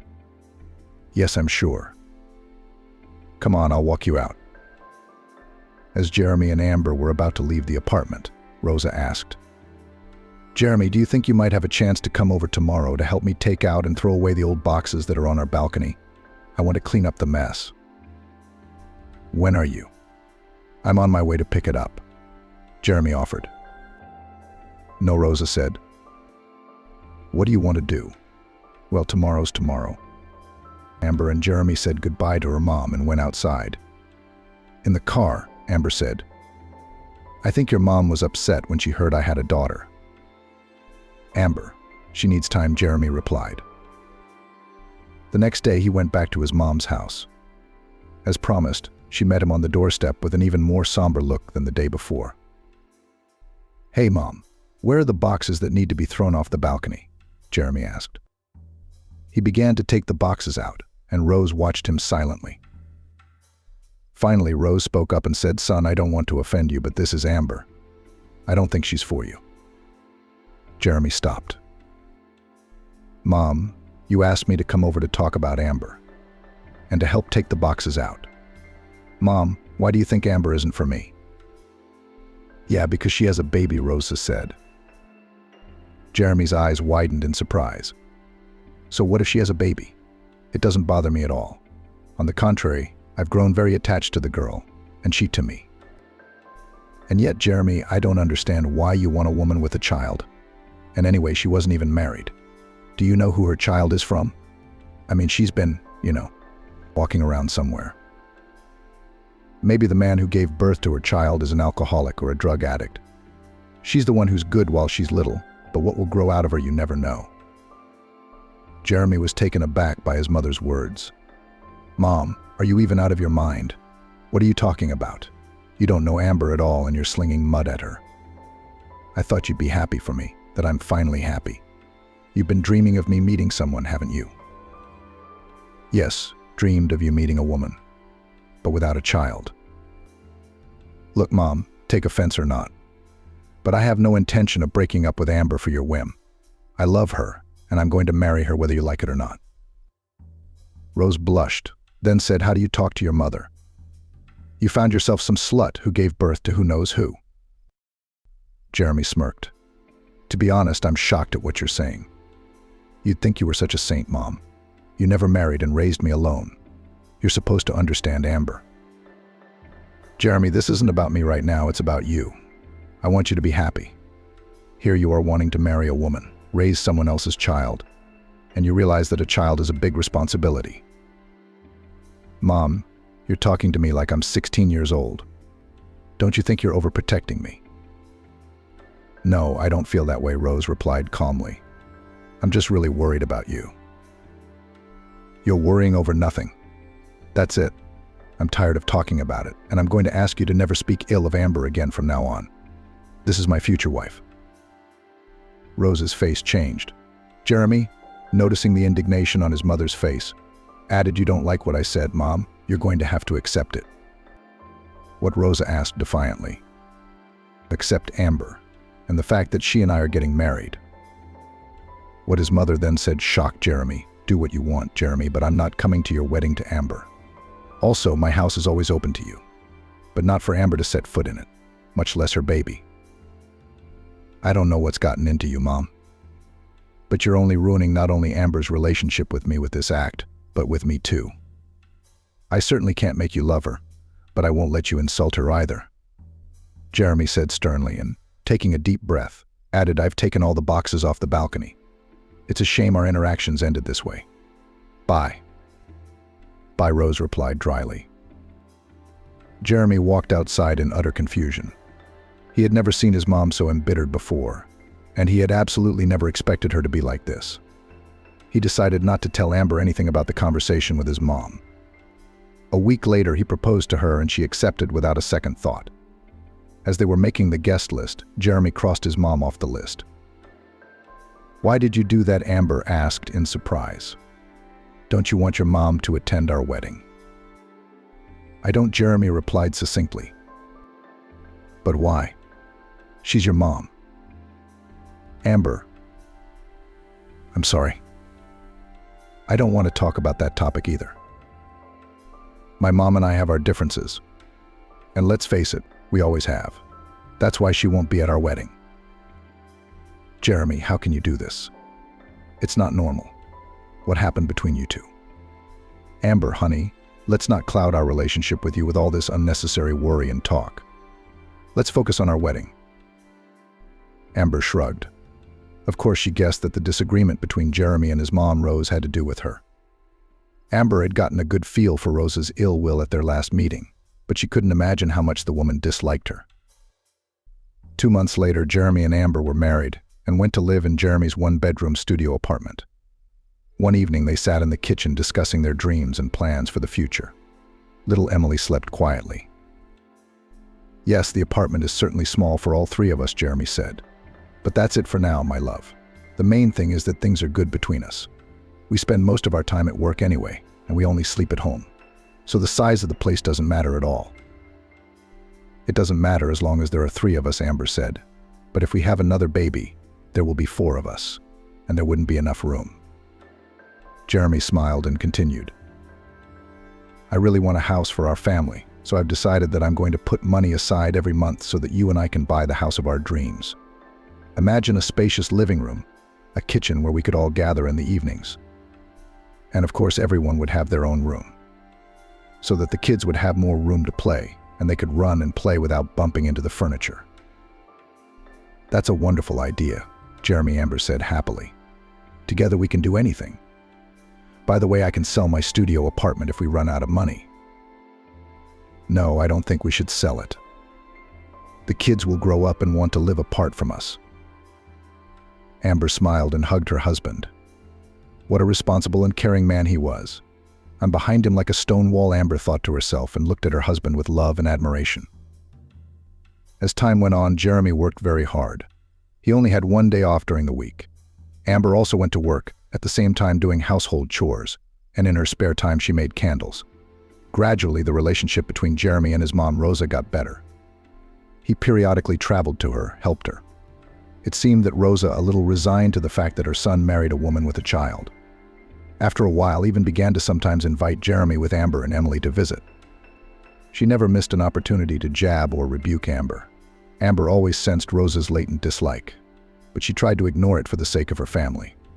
Whenever Jeremy went to visit his mom, he always came back irritated. Amber suspected that Rosa was trying to manipulate her son to sow discord between them. However, despite her best efforts, Jeremy and Amber continued to live in love and happiness, working and saving money to buy their dream home. Jeremy, as always, was passionate about his work in the field of psychology. People not only from America, but also from Europe came to his individual consultations and trainings. Meanwhile, Amber decided to realize her long-held dream. She rented a small space near her home and turned it into a cozy workshop, where she held workshops where she shared her secrets and techniques for making scented candles. And soon she opened an online store to sell her candles. 2 years passed in hard work. Jeremy and Amber worked tirelessly, putting all their energy and resources into the development of their business. Their efforts were not in vain. They saved enough money to buy a house. It was their shared dream that finally became a reality. Amber was over the moon. She imagined how they would move into a spacious house together and make it beautiful, spend evenings on the veranda, enjoy the peace and tranquility of country life. Jeremy and Amber decided not to put things off, so they went to a real estate agency. The agency manager listened carefully to their wishes and offered several options that met their requirements and budget. Jeremy and Amber looked forward to the weekend to view the proposed homes. On their first weekend off, they went out to look at the homes. Some homes they didn't like right away, others were almost perfect, but there was always some small but significant flaw. Eventually, they came to a cozy spot where a house with a small pond stood. As soon as Amber saw the house, her heart beat faster. It was like a fairy tale. Jeremy, too, immediately sensed that it was exactly what they were looking for. Without wasting any time, they immediately decided that this house should be their new home. The legal and financial arrangements took some time to finalize. Amber lived each day in anticipation of an important, long-awaited event for her family, without even realizing the surprise that lay ahead of her. She ordered boxes for the move and slowly started packing and packing. But a few days passed, and Amber began to notice that Jeremy was coming home in some sort of anxious state. "Honey, are you okay? It's been a long day since you've been moody," she asked. "Yes, I'm fine," Jeremy answered dryly. "But I can see that something is bothering you." "But I told you, I'm fine." "Jeremy, the boxes came today, so I've already started packing." Jeremy looked at the boxes and didn't say anything. Then his phone rang and he went out onto the balcony, closing the door behind him. That's odd. He never closed himself off on the balcony to talk. Definitely some problem at work. He just doesn't want to tell me so he won't bother me, Amber thought to herself. Over the next few days, Jeremy didn't seem to be himself. Amber tried not to ask him any questions at first, just silently put dinner in front of him, and went to play with Emily. But as time went on and her husband's mood didn't change, Amber decided to talk to him and find out what was going on with the deed to the house. Amber waited for her husband to come home from work, and when he showered and walked into the kitchen with a stern look, she asked him, "Jeremy, how was your work day?" "Great." "Bait. Why aren't you in the mood?" "I'm not in the mood." "Darling, I wanted to ask you how the paperwork for the house is going. When are we going to move in?" Noticing the change in her husband's face, she added, "Is something wrong?" "With the deeds?" "Yes, everything is fine. All the legal and financial issues have been resolved. I put the house in my mom's name. It's better for her, and for me," Jeremy said calmly to Amber, and put the file in front of her. "I wanted to talk to you about this today." Amber was stunned. "Are you out of your mind?" she exclaimed. "You put the house in Mom's name?" "It's what's best for her and what's best for you. Do you realize what you've done?" Amber felt like she was dreaming. "Oh, come on. It's just a formality. We're still going to be living in this house later. Jeremy, I don't know how you could do this to me, Amber asked in a shaky voice. I don't see anything wrong with it. Who cares who the house is registered to? Amber was angrier than ever. Jeremy, I just don't understand why you would put our house in your mom's name. What does she have to do with it? I mean, you and I worked so hard for 2 years to buy our dream house. And you just signed it over to your mom. Why didn't you discuss this with me? I'm your wife. Look, stop talking to me like that. I don't know what you're so angry about. What's the big deal about the house being in mom's name? Are we going to live there? What's the big deal? Amber asked aggressively. It's that your mom hated me from the first day we met, and she didn't even hide it. And every time we met, she tried to give him a jab to show her dislike for him. She openly demonstrated that she was unhappy that he married a woman with a child. Don't tell me that's not true. But why did it happen? I'm not going to argue. But things are better now. She's made concessions and invited them all over to her house. And you're thanking her for that and putting the house in her name? Amber asked wryly. Amber, stop talking about my mom like that. She doesn't deserve it, Jeremy said. You know she had a lot of struggles when she was young. She raised me alone, worked 2 jobs just so I wouldn't need anything. Yeah, she was always bossy and tough. But despite that, I am very grateful for the care and love she gave me. Amber couldn't calm down. Jeremy, I know what it's like to be alone with a baby. So don't tell me about it, she added with tears in her eyes. This whole thing with the house is really weird. You and I went to this goal for so long, saved money, found a house. But we were over the moon. I packed my bags, and now I'm not happy about it at all. And the thing that pisses me off the most is that you didn't even consult me. Jeremy softened a little and said, Honey, but nothing has changed. We planned to live in the house of our dreams, and we're still going to live in it. Does it bother you that much that I put the house in Mom's name? Of course it bothers me, Amber said firmly. I can see some hidden meaning behind it. But what hidden meaning could there be? When I told my mom that you and I had saved up enough money to buy a house, she was surprised and happy. And a few days later, she got sick. By the way, that's why I came home so gloomy. But I didn't say anything to you, so as not to bother you unnecessarily. One day I went to her house to bring her some groceries. She said to me, I'm very happy that you'll live in a country house. It's just a pity that it's so far away from me, because I'm not young anymore. And I felt very sorry for her then. Lying there, a companion with a look.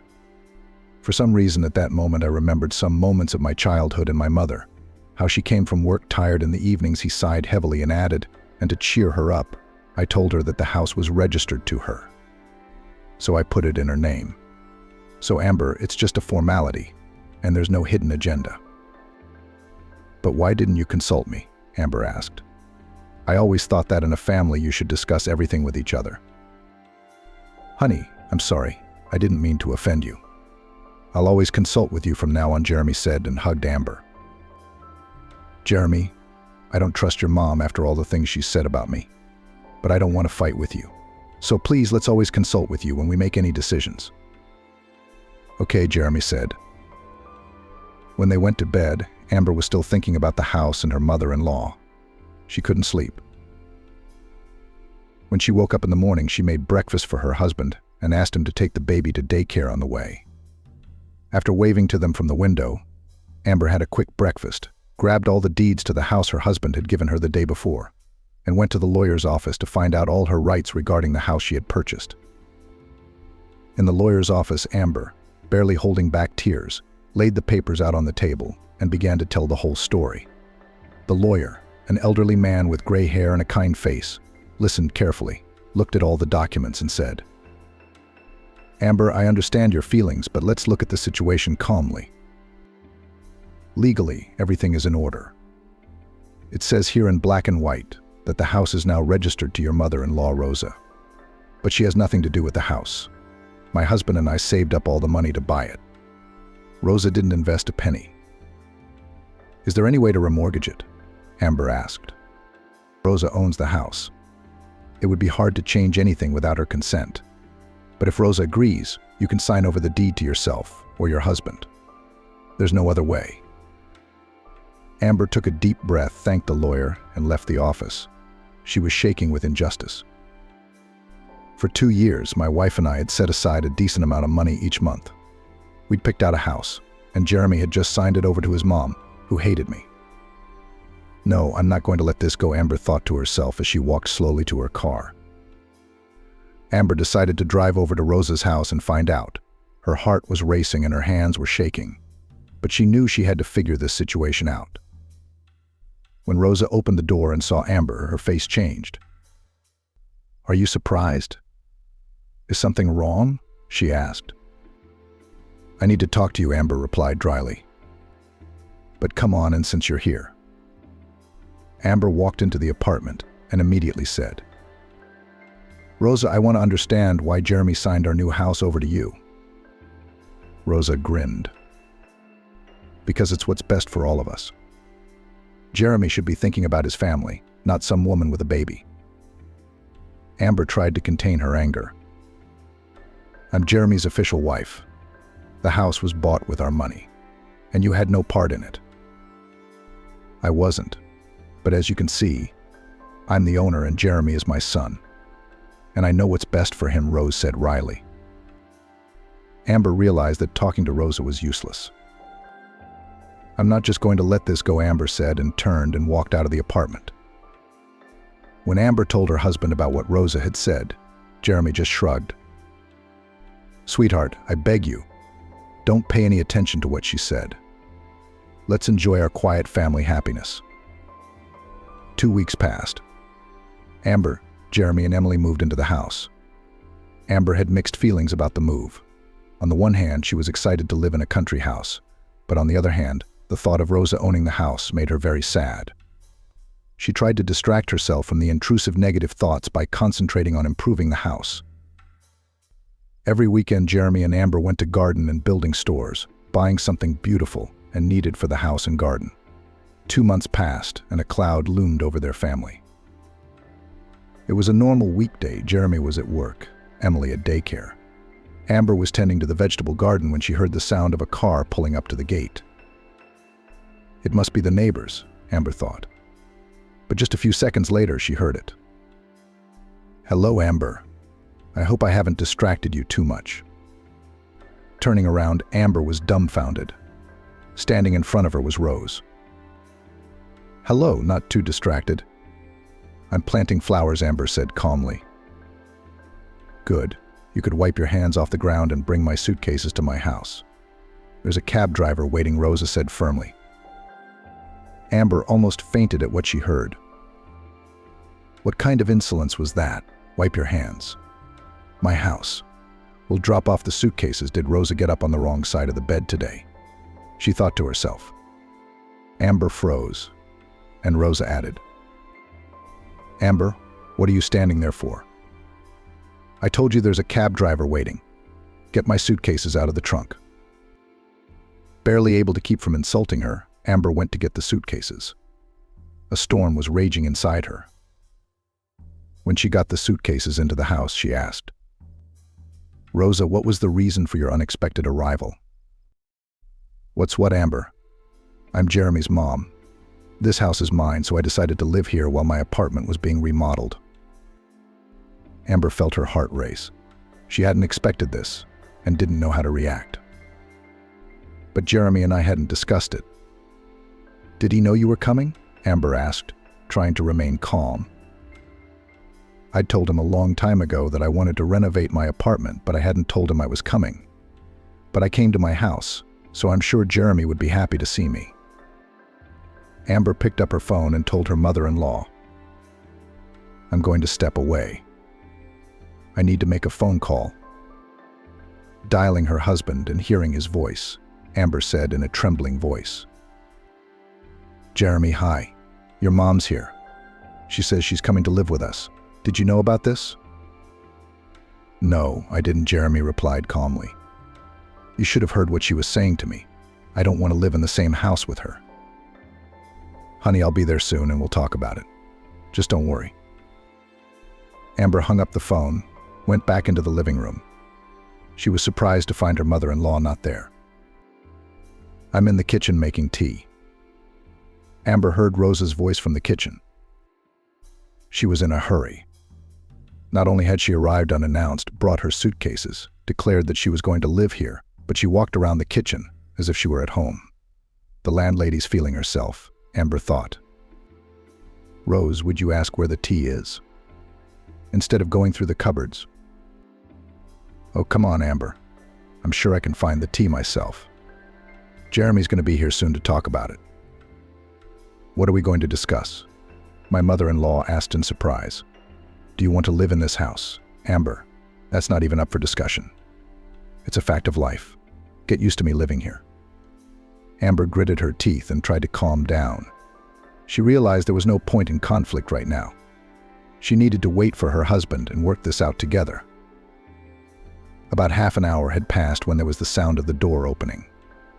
Jeremy had finally come home. "Amber, I'm home," he shouted. Amber quickly walked out into the hallway. "Jeremy, I'm begging you, please talk to your mom.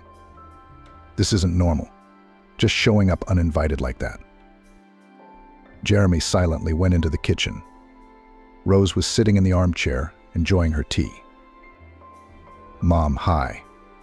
I see you've settled in, haven't you?" Jeremy asked with a strained smile. "Hi, son. Yes, it's so cozy here." Amber couldn't stand it and told her lover. "Your mom said she's going to live with us." "Mom, why didn't you tell me you were coming?" "Son, but I told you a long time ago that I planned to renovate the apartment. You probably forgot, didn't you?" "No, I remember. What's renovation got to do with it?" "That's not what I asked you." "Well, I'm renovating, and I don't have a place to live. So I came to your place. I didn't tell you because I wanted to surprise you." "But it was a good surprise," Amber said snidely. "Mom, you're an adult, and you should know that it's not nice to come over unannounced." "Son, I'm sorry. So can I stay here for a while until the renovations are done?" Jeremy thought for a moment, then said, "Okay, Mom, just please let's live peacefully and quietly." The mother-in-law cast a wry glance at Amber. Then she looked at her son and said, "Sure, Jeremy." Amber stood by her side, feeling superfluous, as if her opinion had not been taken into account at all. And from that day on, it was as if Amber's everyday life was divided into before and after. Every day, her mother-in-law intervened in every conversation between Jeremy and Amber, between Amber and Emily. She gave advice on how to raise a child, how to plant flowers and weed the vegetable garden, what was good to eat, what was bad for her. Every time Amber tried to delicately tell her mother-in-law not to interfere, Rose closed Amber's mouth with one of her crowning phrases, "So this is my house, and I have every right to make my own rules." As time went on, the situation only grew more heated. Amber's patience wore thin, and one day she didn't hold back. In response to another reproach to her mother-in-law about cleaning the house, Amber sharply responded, "I'm so sick of you and your advice. Everything is wrong with you." Her mother-in-law raised her eyebrows and calmly said, "So if you're sick of everything, pack your things and get out of this house." Amber froze in place, not believing her ears. She felt a wave of indignation and resentment rising inside her.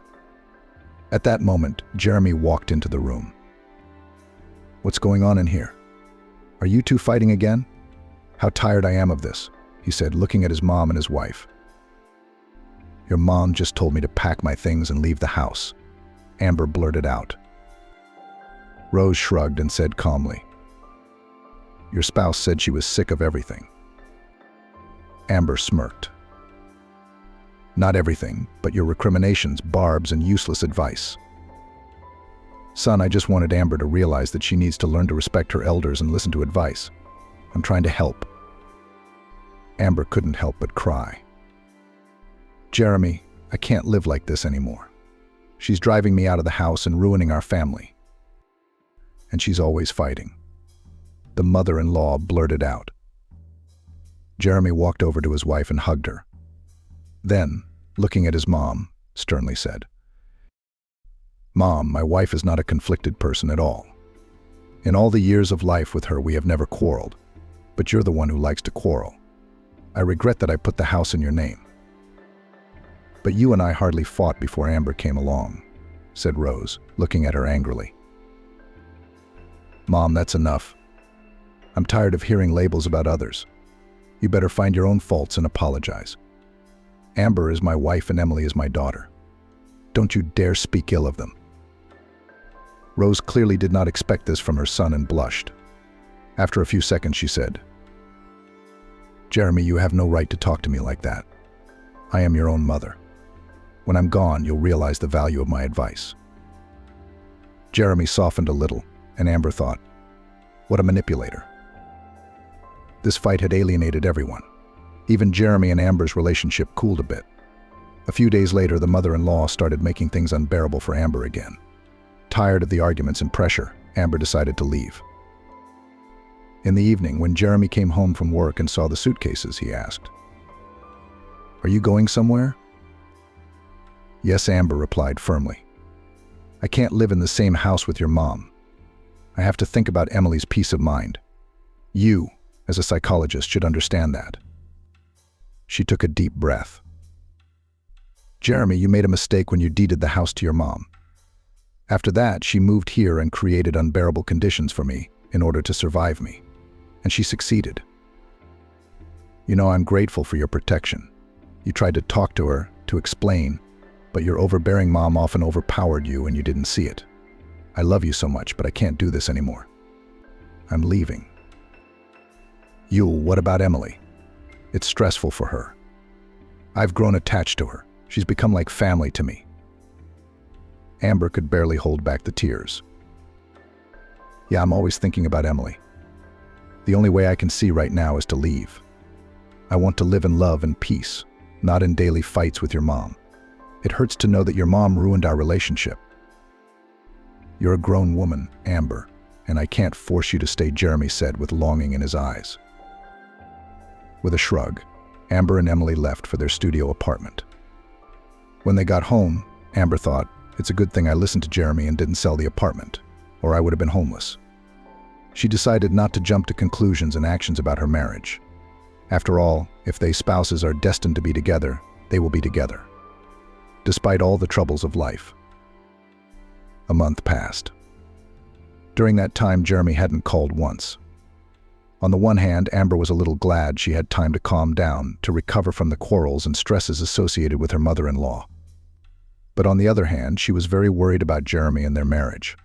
And of course, she believed and hoped that things would work out between them. When Amber left, Jeremy, despite all his stamina and willpower, became depressed. Rose rejoiced when she learned that Amber and Emily had left home, but then became worried about her son, seeing him in a depressed state. Son, don't be so upset. You'll meet a worthy woman who will appreciate you and won't abandon you at the slightest hardship. Mom, enough. I don't want to talk. Jeremy answered dryly and left the room. One day he was sitting in his office, trying to get in the mood for work, but he couldn't concentrate. Thoughts floated before his eyes, images of important and significant moments in his life that made him happy and that disappeared in an instant, meeting Amber, meeting Emily, spending time together, getting married, cozy evenings and heartfelt conversations, buying his dream house, moving. Suddenly it hit Jeremy, Amber's right. Everything was perfect between us before Mom arrived. He began to remember his wife's words. Your mom is manipulating you. She took advantage of the moment and moved into the house. She's reining me in. How did I not notice that? Jeremy asked himself. Mom is the true cause of all the fighting in my family. I mean, she's really always openly said that Amber wasn't right for me because she had a kid. And I didn't pay attention to it. I thought things would work out, but they didn't. They just got worse. And then he remembered one thing. When his mom had been sick and Jeremy had brought her groceries, she'd said something he'd missed. Son, be careful with Amber. Don't forget she has a daughter. And she could take advantage of the situation and kick you out on the street if there's a misunderstanding between you two. Don't put the house in Amber's name. You should put it in my name or your name, especially since you put most of the money into the house. Jeremy sighed heavily. Wow, that's how it worked out. And the house ended up in Mom's name, the way she masterfully led me to suggest that I put the house in her name. Well, Mom's a piece of work. Without thinking, Jeremy went upstairs to the bedroom and started packing his things. Half an hour later, he went downstairs to meet his mom. "Son, are you going on a business trip?" she asked, noticing his suitcase. "No," Jeremy answered dryly. "To save my family." "What do you mean?" Rose frowned. Directly. "Jeremy, I don't understand. So where are you going?" She couldn't seem to calm down. "I'm going to see my lovely wife, Amber, and my daughter, Emily. The ones you drove out of this house?" Rose turned pale and pressed her lips together. "Amber again. What do you see in her?" "What do I see in her?" "Mom, it's none of your business because this is my family. And from now on, I will never let you manipulate us again. You can't destroy my family." "Jeremy, you don't understand. And you've been yelling so vehemently that this is your home." "Yes, Mom, the house is in your name. Only from now on, you'll be living in it alone because I'm going to live with Amber." "Forget her," Rose screamed. "Don't even think about it. Forget you have a son. Live, enjoy your home. That's all that matters to you. It's more important than me, your son." Jeremy turned and headed for the exit. Rose stood in silence, unable to believe what had happened. 40 minutes later, Jeremy was already parking the car in front of Amber's house. He looked at her windows. The lights were on, even though he was very worried. Jeremy was determined to repair and mend his relationship with his wife. Rang the doorbell, and after a few seconds, footsteps were heard. "Who's there?" Jeremy heard Amber's voice. "It's me, Jeremy." She looked through the peephole and opened it right away. "You?" she asked, surprised. "Yes, Amber. I'm sorry to be here so late. We need to talk." He thought Amber wouldn't want to talk to him. But she opened the door wider, letting him know he could come in, just quietly. "Emily's already asleep," Amber said. Jeremy walked into the apartment, took off his shoes, and headed for the kitchen. Amber followed him. They sat down at the table. "Amber," Jeremy started right away. "I've been doing a lot of thinking over the last month, and I realized that you were right. My mom has really been manipulating us. I hadn't noticed it before, or didn't want to notice. But it wasn't until you and Emily left that I realized how much my mom was meddling in our lives. I'm sorry about that." Amber lowered her eyes, and Jeremy, taking a deep breath, added, "Amber, I can't change my mom, but I can change the course of events in my life. You and Emily are my family, and I can't imagine my future life without you." Amber looked at her husband, her eyes glistening with tears. "Jeremy, this has been very hard on both of us." Emily asked, "Why doesn't Daddy love us anymore?" "I love you both. I never stopped loving you both. I told my mom I was leaving for you and that I wouldn't let her interfere in our lives anymore. Amber, let's you and I keep our family together and build our happiness without her interference." Amber remained silent. Jeremy walked over to her and put his arms around her. "Love, I promise. I'll do everything I can to make you and Emily happy. Let's start over." "Let's start over." Amber nodded, smiling through her tears. And so began a new phase of their lives. They were living together again in a one-room apartment. Talking about the house was avoided. 2 months went by. Then one day, Amber had enough and asked her husband, "Jeremy, are you not talking to your mom?" "No, Amber. After I left, I never saw her again. And I don't want to." Amber never talked about her mother-in-law. One day, Amber was teaching a workshop, and during the class, she got sick.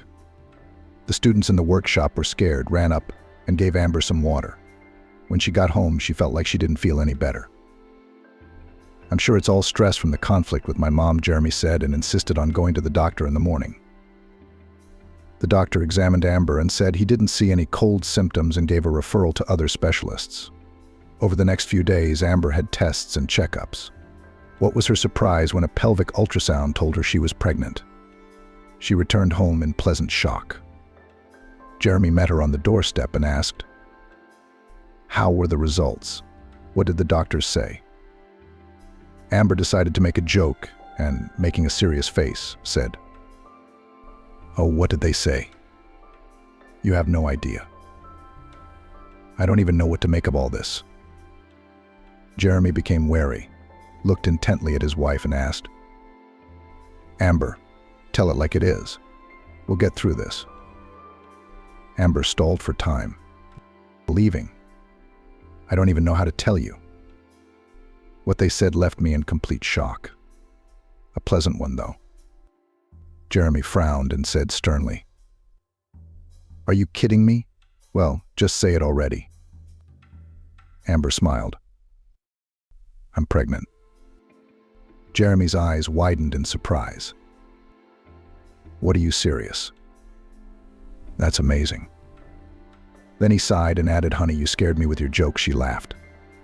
Jeremy put his arm around her and asked, "So how are you feeling?" "The doctor said I'm fine. Just need to get more rest, watch your health, take it easy and take vitamins. Honey, I'm so glad that soon there will be an addition to our family." A few weeks passed, and Amber began to notice that Jeremy was worried about something. "Honey, I can see something's bothering you. Why didn't you tell me? I thought we said we were going to talk about this." "Amber, you're in no position to tell you what's bothering you right now." "But honey, I'm your wife and I'm really worried about you." Jeremy sighed. "Amber, we're about to have one more person in our family, and the living space is small. That's what worries me. If it weren't for my mom, we could live in a house. But I don't even want to talk to her, let alone see her, honey." "Why don't I talk to her? After all, she's your own person." "No," Jeremy cut him off. "I don't want to. And let's please not talk about this anymore." Amber shrugged. "Honey, then maybe we should take out a loan and buy a 2-bedroom apartment. I've been thinking about that too. It's a pity, of course, that we spent so much money to buy a dream house and we can't live in it." "Darling, let's not talk about bad things. I'd better go to the bank tomorrow, ask about the loan and the interest." "Yes, I will," Jeremy said and hugged Amber. The next day he went to the bank and found out about the terms of the loan. That evening, sitting on the couch, he shared the results with Amber. "The interest rates are reasonable, and the bank is willing to consider our application."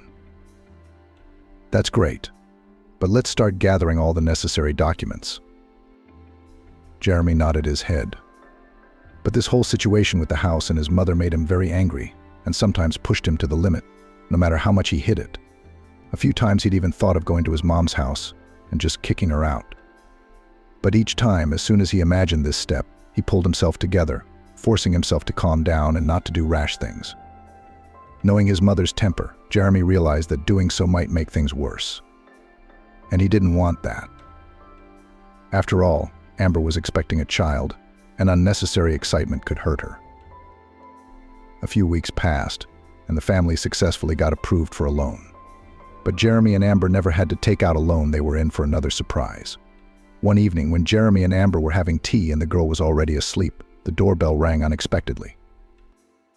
Who could it be? "It's late, isn't it?" Jeremy wondered. "I'll get it," Amber said and walked out into the hallway.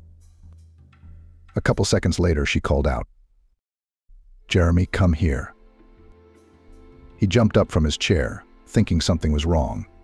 But when he stepped out into the hallway, he saw his mom on the doorstep. "Hello," Rosa said. "Hello." "Hello," Jeremy and Amber said in unison. Amber stood there in shock. She hadn't heard from her mother-in-law in months, and then she showed up in person. Amber immediately thought that her mother-in-law would not miss a moment to scandalize her. But Rose smiled and said, "Amber, please forgive me for all the insults and negative actions towards you. I was wrong." Then she looked at Jeremy and added, "Son, me too." "I'm sorry." Jeremy was taken aback. "Mom, this is unexpected. What made you come here and apologize?" "I've been thinking a lot about everything that happened. After you all left, I suddenly realized how much pain and suffering I'd caused you all. And you're the people who are closest to me, Please forgive me if you can." Amber looked at Rosa, her eyes filled with tears.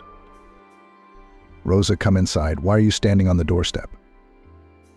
When Rosa stepped inside, Jeremy smiled and said, "Mom, thanks for coming. We all want peace and goodness." Rosa cried and then put the folder on the table and said, "Here's the paperwork for your dream house. I've reissued it to Amber. My apartment is finished being remodeled. I'm moving in tomorrow. And again, if you'll excuse me, I really want you to be happy." Amber and Jeremy were stunned. "Mom, but you're such a good person for realizing your mistakes and finding the strength to come to us. And you forgave us too." "I'm sorry if we hurt you in any way," Amber said. As they sat around the table, they all realized the importance of the moment. A month later, Jeremy, Amber, and Emily moved again, this time to their dream home. Spacious rooms, cozy atmosphere, a pond and flowers around it all seemed like a real miracle. After months of uncertainty, Rosa came to visit periodically, trying her best to make things right with Amber and Emily. And 6 months later, Amber gave birth to a son. And one evening, sitting in the garden, Amber said, "Darling, I still can't believe it's worked out like this. The dream house, our kids, our mom, it's all falling into place." "Yes, Amber, I'm very happy about that too." "And I'm very happy," Jeremy replied. They sat side by side, enjoying the quiet of country life and the peace that now reigned in their lives. Rose, watching them from the window, smiled. Her heart was filled with joy and pride for her son and his family. She realized that love and forgiveness can work wonders.